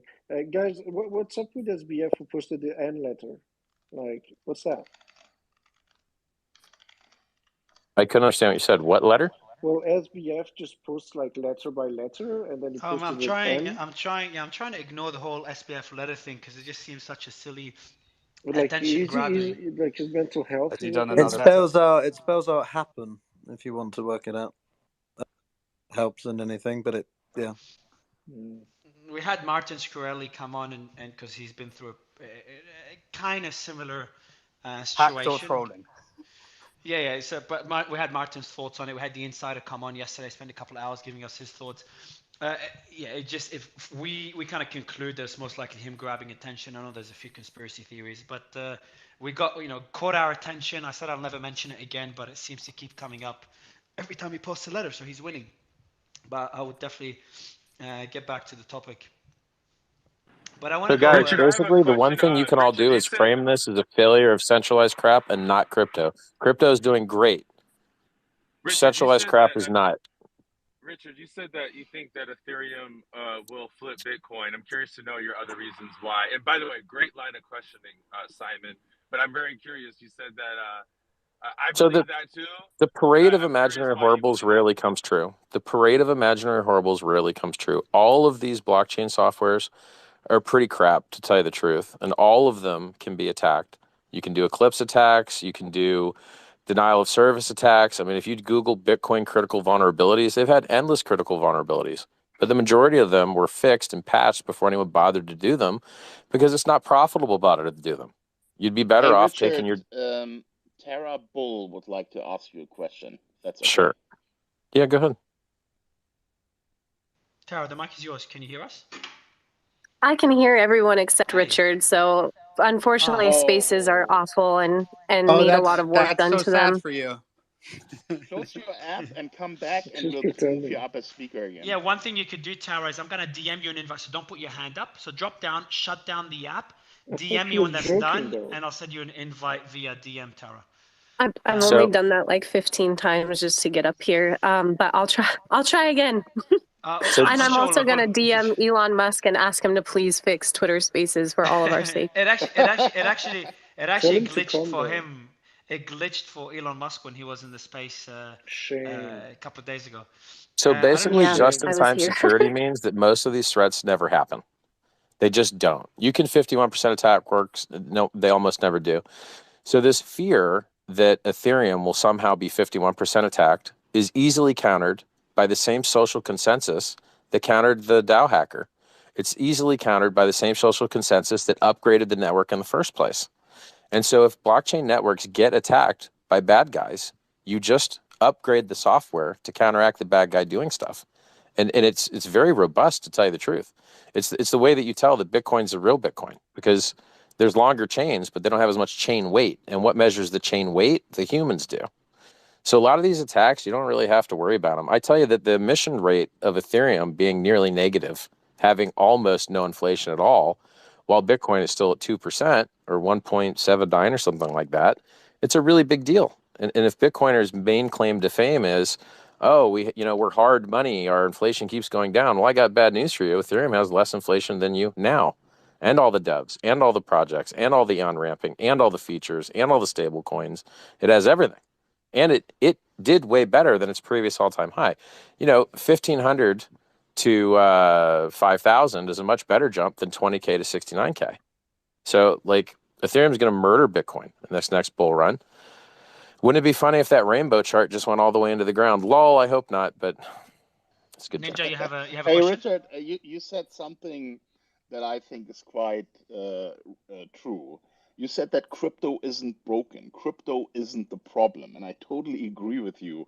What is the problem is how crypto has been used as a speculative asset, with all these middlemen and all these, clowns and their scams and, promotions. I mean, if none of that would have happened and we would have just used crypto as it was intended, as a new means of payment and control of our own financial freedom, we wouldn't be in this shit show right now.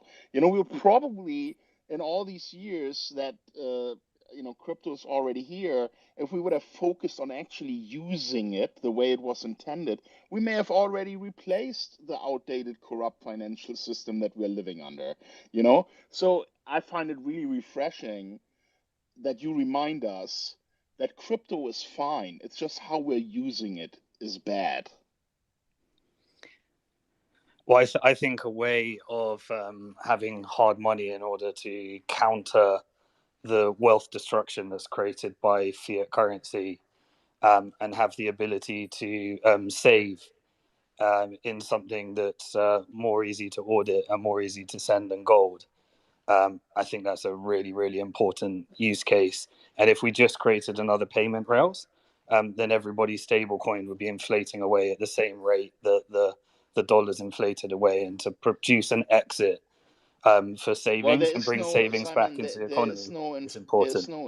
There's no inflating away, because we're not printing most cryptos. I mean, there's some inflationary cryptos. Yeah, but you're talking about the reason why we have inflation in fiat is because there's endless money printing, and will just continue until it's worthless. There's endless money printing in crypto, but as long as your expenses are in a different currency to the one that you're trying to save in, you will always have Gresham's law, and humans will always spend the money that they think goes down in value and save the money that they think goes up in value, and you can't change that.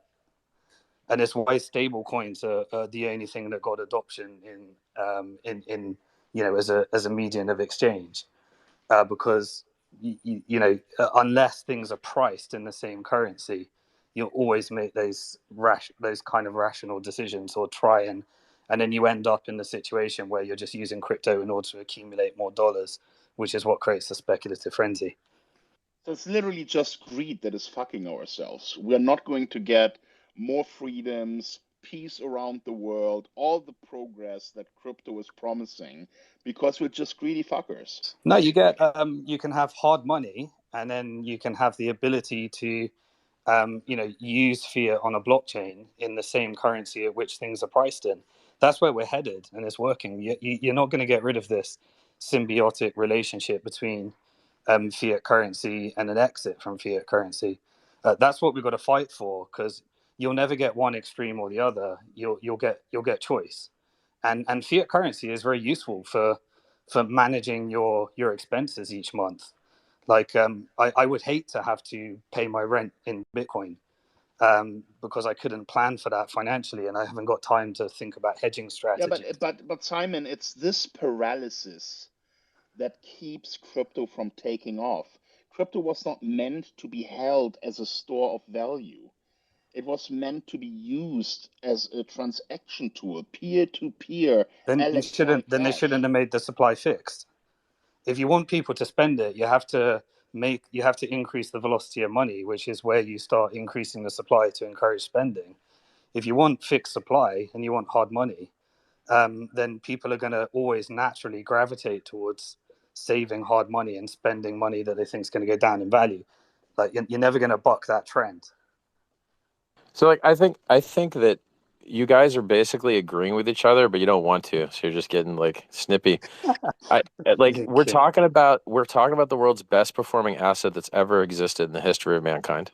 Ethereum's up 300,000%. Bitcoin's up 700 million%. Even my coin's up 60,000%. Everyone here got rich except the guys that just bought the top in the last year and a half. So by and large, the vast majority of people that bought during the majority of these coins' existence are up massively. So unless they traded, the investors that got through the 4-year cycle have always won. Yep, the guys that trade are the food that makes the chart go up higher, unless the scammers de-risk into U.S. dollars. Or so unless they left it in a centralized exchange. Yeah, but even then, as long as it didn't actually exit to fiat, it pumps all the market cap still. So there's this weird mechanic in crypto where if people scam and I have a perfect example for guys. You guys are going to love this. The U.S. government just seized $1 billion from the Silk Road hacker that is just brand new, just came out a few days ago. Guess what? He just sat on the 50,000 Bitcoin. He didn't spend them. So if a hacker comes along and sucks up $1 billion of your stuff and never sells it, similar to Satoshi, it just pumps the market caps and it never hurts the price. So, a lot of these centralized coins like ERC20s, like BNB, for instance, you go look at the ownership cap table and it's like the top 100 addresses own 90% of the coins. And it doesn't matter what ERC20 you pick, but BNB's made all-time highs versus Bitcoin consistently. BNB has been a better performing asset than Bitcoin. Well, lol, that's pretty interesting, right? So now look, there's the counterparty risk there, like they're doing a burn, they might not burn anymore, all this different stuff. But like my point is that centralized ownership is very often amazing for price performance, but people confuse it with centralized network, which is bad for censorship resistance. And so for price pump, you prefer centralized ownership. What's the least centralized ownership coin in crypto? Bitcoin. And what's the least gains in crypto? I don't know, Bitcoin, only 3x in 5 years. Well, that sucks. Yeah, you've got to add an element of risk adjusted to everything. Sure, 100%, sure. But look, when stuff like, so my point is, this is the best performing asset class that's ever existed. It has nearly 100% uptime. You're getting free airdrops out the yin yang. Pulse Chain is going to give you a free copy of everything on the Ethereum network. And we got 10 or 20, well, I don't know, maybe 10 airdrops during the last bull run.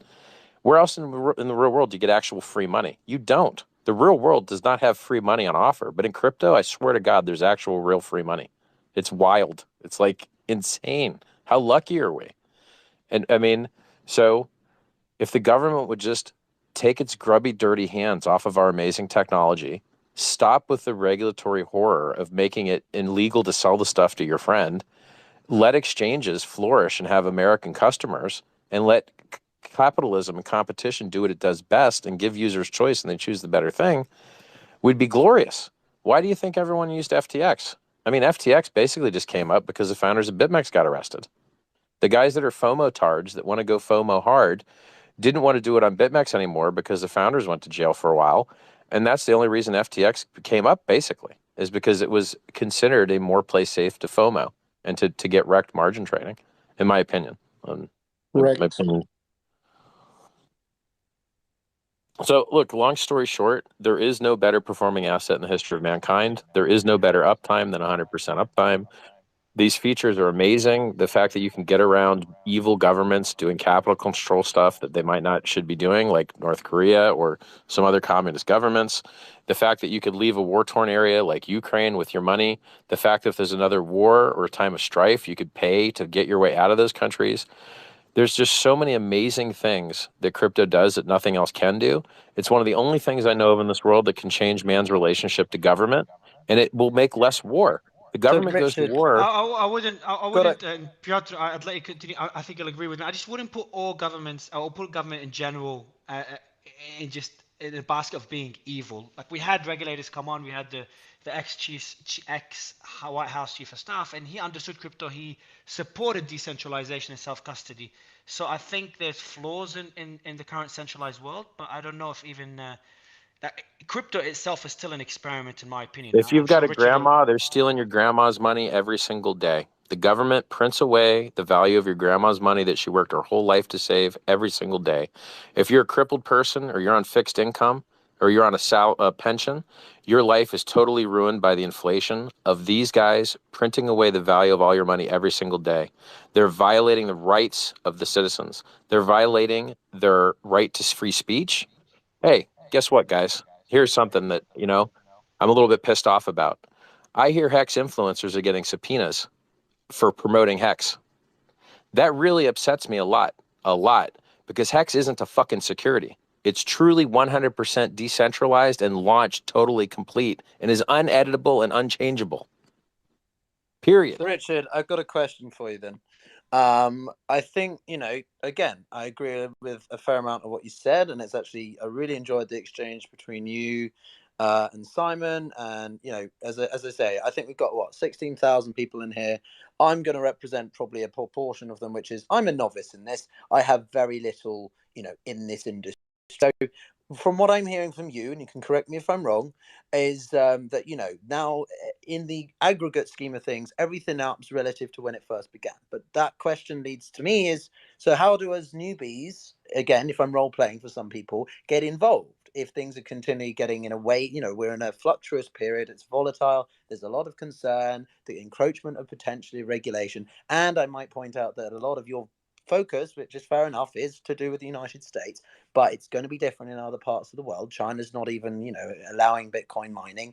How do we navigate this period as people who want to get involved? They want to understand where to go, how to do it. What would you say to those people? Quite simply, look, Kraken.com's got thin order books, but Jesse Powell that founded it is a cypherpunk, libertarian, believes in human rights, So now he ain't CEO anymore. Hopefully whoever there is running it is still doing a good job. I don't like referring people to exchanges that have margin trading. They get wrecked. So, but if I had to on-ramp a new user, I'd either on-ramp them to Bitstamp, who apparently will AML KYC you to death and ask you the worst questions ever, or to Kraken that has margin trading, but at least has Monero. Now, how many exchanges have Monero? Almost none of them. Why? Because they're cowards. But Kraken has Monero because Kraken cares more about your ability to be anonymous, your ability to have privacy, your human rights. Privacy is a human right, and you should never feel bad about using it. And anyone that would take it from you, ask them for their email password. Ask them to see their search history on YouTube and on Google and see how quickly they care about privacy again. So I would just tell a new user, look, set up an account on Kraken.com, install MetaMask on your phone, never give anyone your private keys, never give anyone your seed words. There is no support. Anyone that direct messages you is scamming you. If someone messages you and says there's support, they're scamming you. If someone messages on Twitter and says there's support, they're scamming you. Don't enter your private keys into a website ever. Do not approve weird dApps. Don't fall for fake giveaways. Don't fall for, I'm going to send you send one, you get two back, fake Elon Musk giveaways. Or lately, all these fake Uniswap liquidity bot giveaways. They're all scams.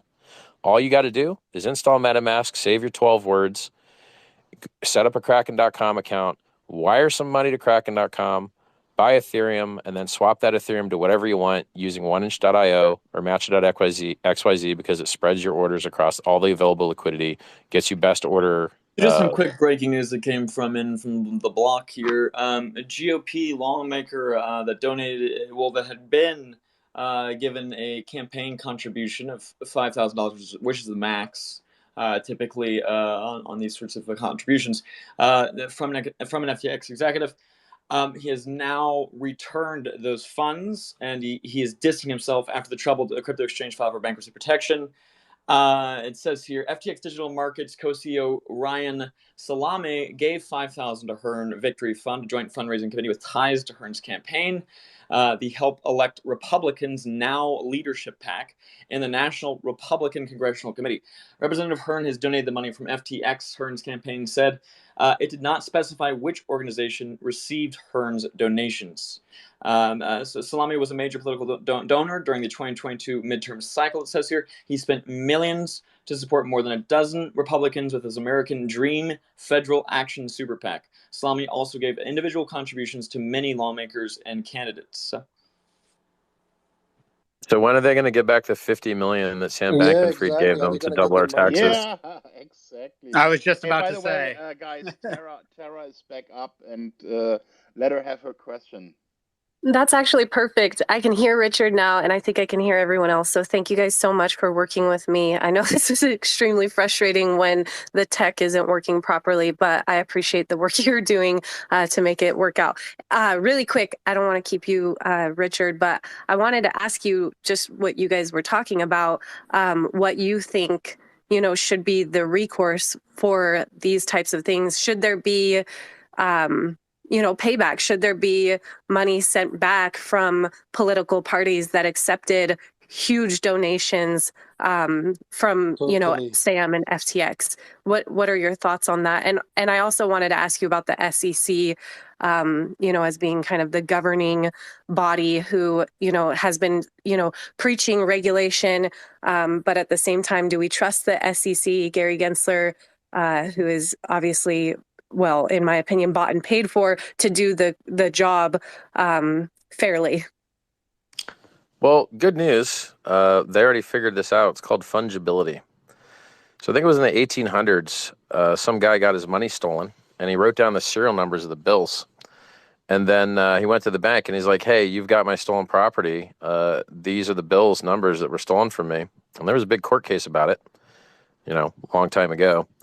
And it basically said that to have a functioning currency, you can't have people doubting the provenance and origin of the currency because it would cripple all commerce, basically. And you'd have to create a database of less good and more good coins and have risk profiles and a bunch of other horrible crap. And so basically in the fiat currency world, once someone steals your money, it ain't your money no more. And so if someone steals your money and gives it away to a political party, it's gone. You ain't getting it back. If someone steals your money and spends it on slushies at 7-Eleven, you ain't getting that money back from 7-Eleven. It would break the fungibility of the currency. So you can claw back money from the bankrupt entity through the bankrupt process, and you'll discover you're an unsecured creditor and that the secured creditors get preferential treatment and are made whole before you, and you'll get whatever's left, and you can hope there's something left. So in the case of Mt. Gox, there is something left, and users will get a lot of money back at some point. Even there's a tragedy of the commons because the trustee gets paid by not giving your money back. As soon as the trustee gives you your money back, he ain't got a job no more. And he likes getting paid a lot of money. So he wants to drag on the process. Well, that's not quite true, right? Like in any bankruptcy case, that there is a time horizon for that. Yes, they make money, but at some point they actually do divest the funds to those who are. You think it takes 10 years for Gox to give its creditors their money, bro? They aren't purposely withholding them for a set amount of fees per year for one or two people holding them. At this rate of inflation, it'll be worth half its value. 10 years ain't reasonable. It's unreasonable. I'm not saying it's reasonable or not. I'm just saying that that fees for one or two people for holding them is not the catalyst for them withholding assets from people. But the point is still the same. It absolutely sucks. I hope you're right, but you have a higher opinion of lawyers than me, bro. So, basically, the lawyers are absolutely horrific in bankruptcy. It's awful. Yep. So basically, like, once you get jacked, you're gonna stay jacked. Like in crypto, when you lose your money, man, it usually don't come back. So all them bridges that got hacked, like, I don't know, dude. I don't think that money ever came back. So a lot of these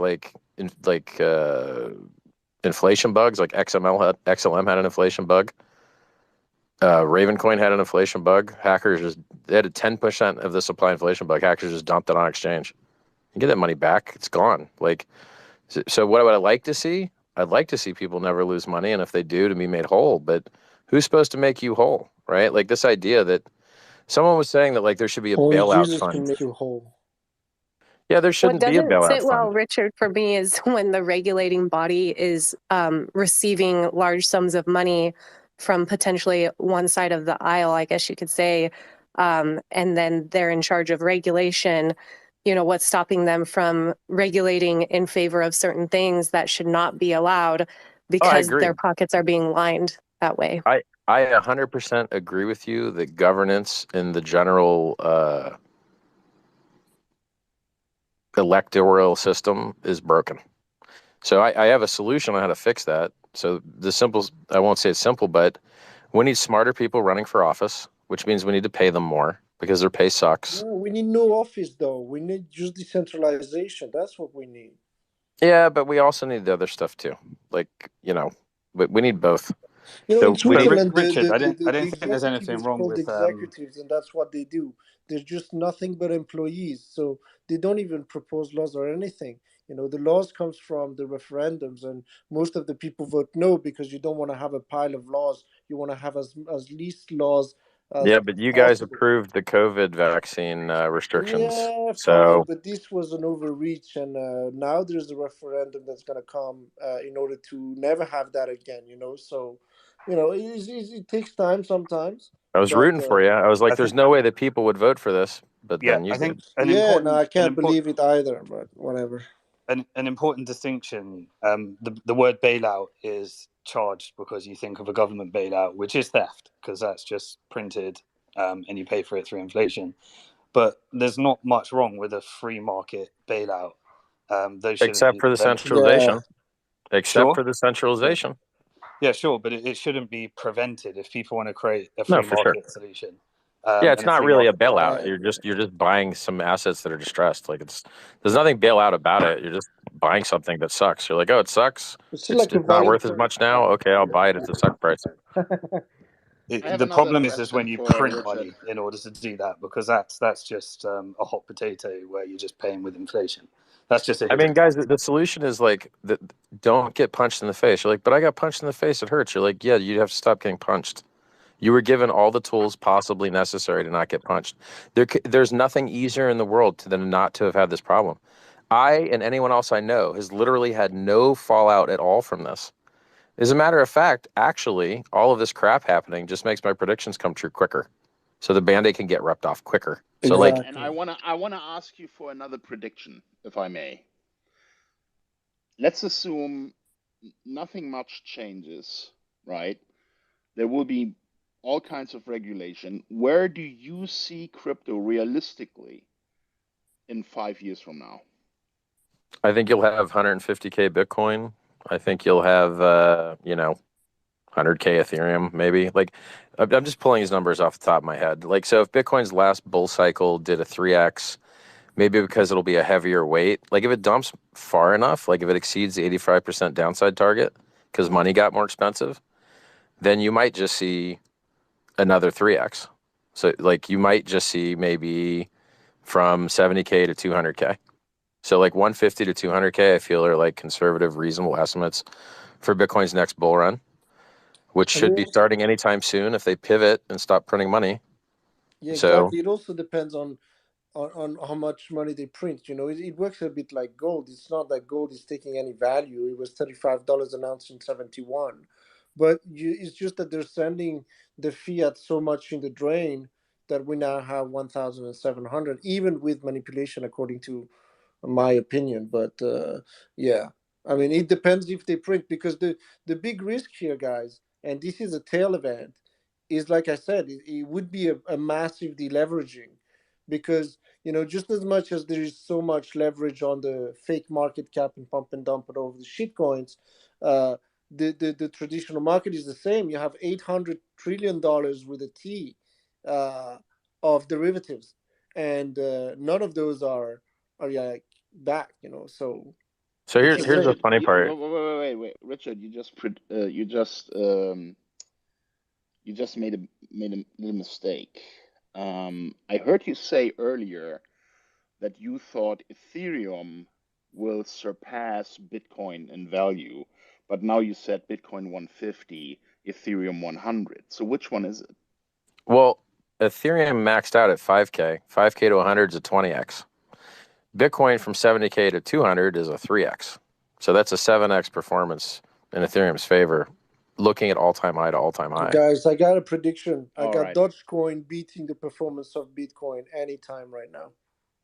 Everything's going to beat Bitcoin. If you have to go, like my theory is this, okay? Just let me lay it out in 2 sentences. Theory number 1, they're all shit coins. It's all speculation. It's not money. You guys are blind. And then number 2 is, if I were to go fully degenerate, then let's not half-ass it. Let's go full degeneracy. And then in that case, you go and buy some Dogecoin, and then you end up with what you were looking for. The only bag of coins I have is like the most degenerate shit coins I can possibly get, because they do the job of being the speculation. Bitcoin is not going to do 10,000x once again, but Dogecoin, the simulation we live in is so bloody absurd, and COVID proved it, that I'm thinking, why not? So plus you add Elon Musk coming in and is basically saying, you know what, let's mindfuck everybody. I mean, I can see that. That's my thesis, my big investment thesis. What do you think? I think your thesis is called Scams Pump Hardest. LOL. I mean, you're promoting a logo change coin. It's like, okay, dude. So let me tell you what I think is going to happen. I think what we are facing is the biggest financial economic crisis since the Great Depression. I think what's going to happen is we'll see a massive crash in the global markets. We're going to see massive inflation moving into hyperinflation.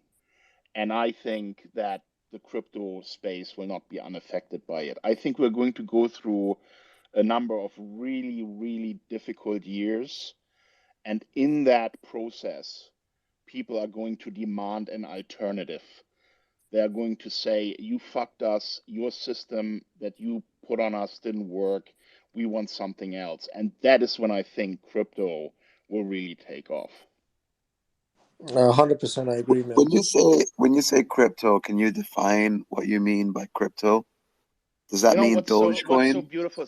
So Richard said something earlier that is absolutely key to this, and that is competition will decide what's the best. Right now, there's only 4% of internet users that had even any exposure to crypto. So, Bitcoin may be the number 1 right now, but that can change completely. And, I'm a great believer in this competition. So anyone who calls other cryptos shitcoins, to me, doesn't understand how important competition is. Because the more cryptos you have that are competing with each other, the more innovation you have, the better the products become, the more robust it becomes. And those who stop innovating and just call everything else a shitcoin are going to lose. They will disappear. They will not be superior. So, I don't know which one it will be, but I have a feeling it's not going to be Bitcoin. The safe that the one backed by the government will be the one that is like the chosen one, sort of like what we're seeing here with FTX. We had the World Economic Forum promoting FTX on their website. It's since been removed. The Well, page, they by the way. just taken that down, by the way. Yeah, If you they go to removed the the page, WEF yeah. website now, that page is So gone. that's what Elon Musk responded to me about today. And since my account is now being completely messed with, I think that's why I was having issues coming up as a speaker on here, which I find very sus. But I did mention the FBI and what they were doing with Mark Zuckerberg and all of that. So they were essentially forcing him to censor things on Facebook, according to Zuckerberg. If I end up dead, I didn't do it, guys. I'm just letting you know right now, but something is happening with my account.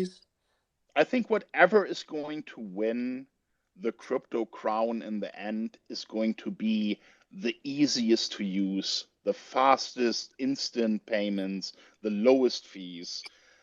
That's what I believe in. Well, that's CBDC, so I guess we're screwed. Yeah, that's PayPal. That's the more centralization, the cheaper, the faster, the better, the easier. Hey, Richard, when you were talking about, but going back, and this ties into what Tara was saying and what Kim.com was saying about Ethereum overtaking Bitcoin or another coin.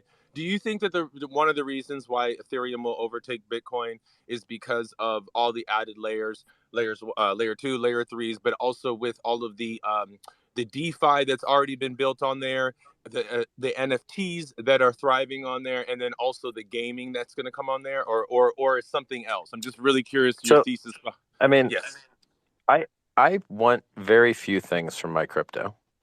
I want number go up, mad gains. Yes, please. I want security, no failures. I want 100% uptime.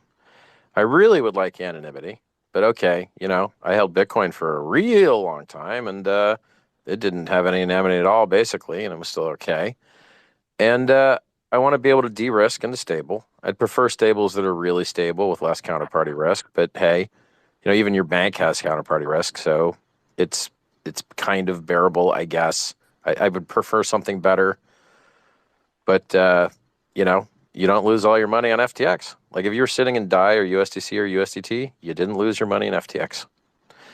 So basically, that's all I need. I need a good consensus layer. I need security. I need number go up. And everything else is kind of like narrative mean crap to me.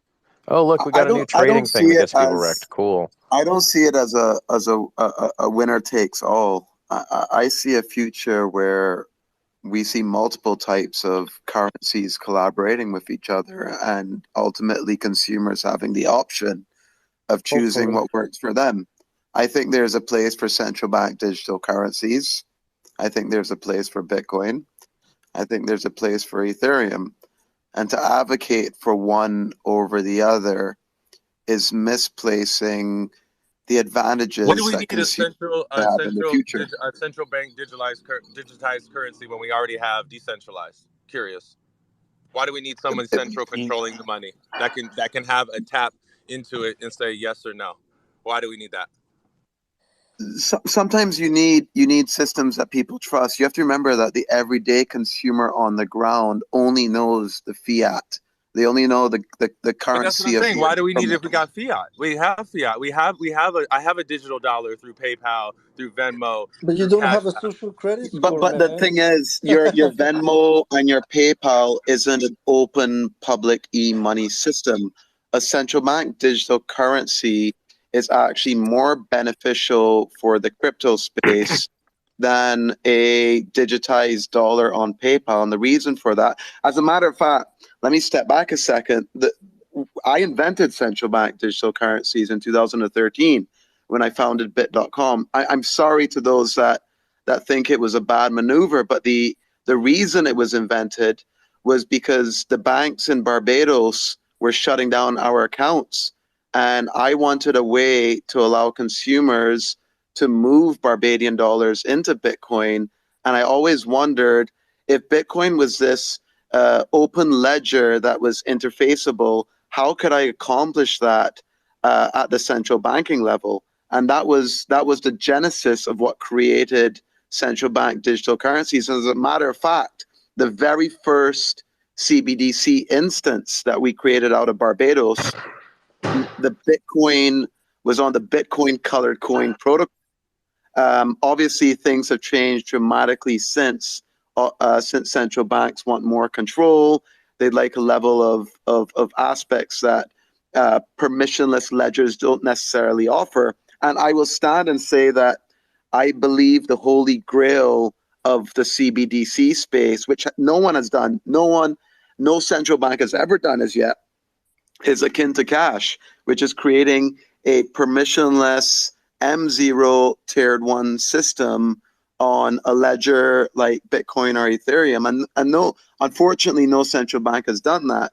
And I do believe that's the holy grail. And I do believe that is extremely important to allow consumers to have a safe and easy way to port between the traditional financial world and the modern cryptocurrency world.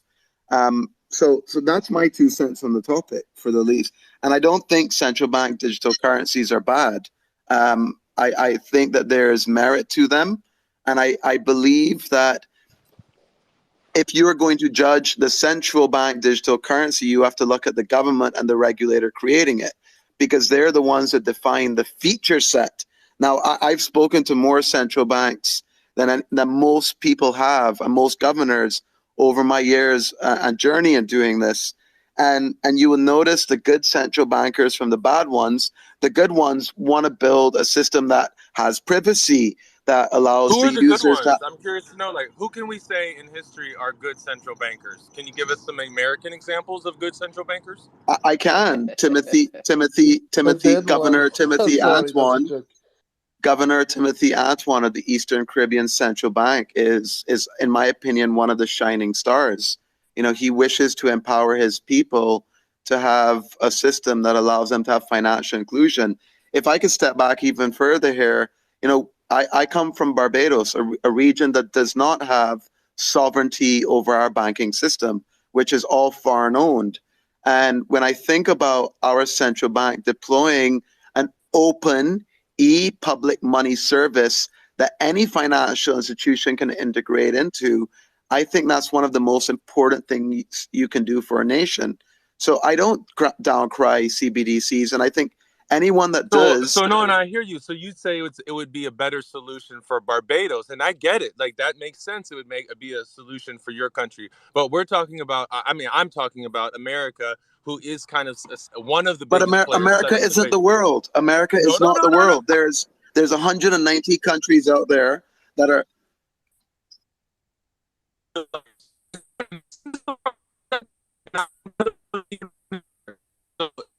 I don't know if it's me, Okay, but I can't that's hear not Ninja. working. Ninja, you're not working, mate. Ninja, your mic is messed up, bro. So you fix your internet. But Hey go ahead, guys, Gabriel. I would like to ask the panel a really simple, short question. What is the biggest threat to crypto in the next 5 years? Let's see who gets it right. The biggest threat to crypto in the next 5 years is attacking proof of work.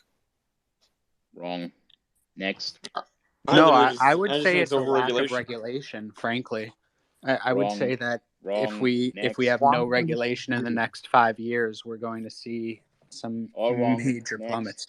Okay. You keep saying wrong. What is the answer? Let's not play this. Let's not play this game. What is the answer? Nuclear fucking war. That is the biggest risk we are facing right now. And in a nuclear war, there is no fucking crypto.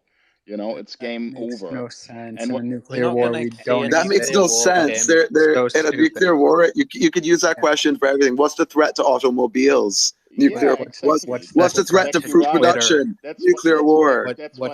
Come on, we're not going to see a nuclear war, so let's just move. Well, let me explain something. Guys, to you, I love this I don't because think... we have an ambassador speaking to a ninja, and quite frankly, Mario, great job here. So anyway, let me explain this to you. What's happening in the world right now, okay? The US is fighting for its survival. It's so highly indebted.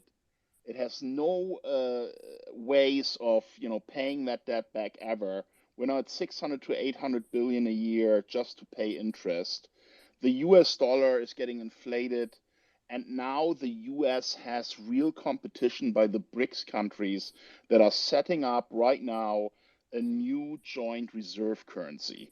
The moment that happens, even if they can just establish a 30% share of global trade under this new currency, the US government will fold. The debt will absolutely kill it and bankrupt it. And the big question here is, how far is the US government willing to take this inevitability? Are they going to accept to be impoverished because of all of the debt and a complete collapse of the US system?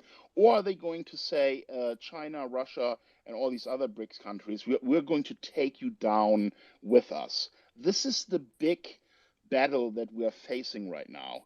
You know, and Kim, I want to look. The BRICS are overrated. 3 of them have not even remotely lived up to their potential. One of them has been suffered by political paralysis, i.e. Brazil. South Africa has been plagued by corruption and inability. And the Russians are about to implode if you look at the level of sanctions. Yes, they may have support from a large proportion of countries, but that is not going to surpass another factor that is affecting the Russians, which is depopulation. Equally, if you look at China...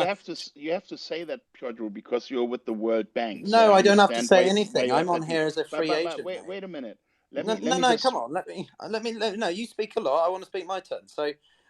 China has a major demographic and debt problem, okay? China is not the impervious country that we think it is, and you can tell that from zero COVID. You can tell that from a lot of issues that the country has internally. If they conduct such a war on Taiwan, for example, that is going to cripple their economy to extents that we have not seen before. And whether or not I don't disagree with your point about indebtedness and the level of the deficit of the United States, that is a major problem. Let me tell you to something simply about say that the BRICS are going to uphold... Let me respond to that, because I think you're wrong here. So U.S. debt, right, is national debt of 32 trillion, total debt of 92 trillion, and unfunded liabilities of 172 trillion. The U.S. government, wait a minute, the U.S. government in the last 70 years had 4 years of surplus. And the total amount of surplus that it had doesn't even pay for half a year of government spending right now. So the US is fucked. It's over. And let me tell you about BRICS. The countries that have now signed up or proposed to sign up with BRICS Plus have... Iran and Argentina. Oh, yeah, they're really going to be changing, let aren't me they? finish. I let you finish, right? So let me finish. They will have a GDP larger than 30% of that of the US. They have 50% of the global population and 60% of the oil and gas reserves of the world. And all they need to achieve is 30% of the world to start using this alternative reserve currency that they are going to pack with real assets like gold, silver, oil, minerals. So if they achieve that, do you think the US is just going to sit back and say, okay, fuck, we lost everything, we're dead? Or are they going to take the world down with them? That's a different point. I will say this. I will say this. So, if you don't mind, Ambassador, just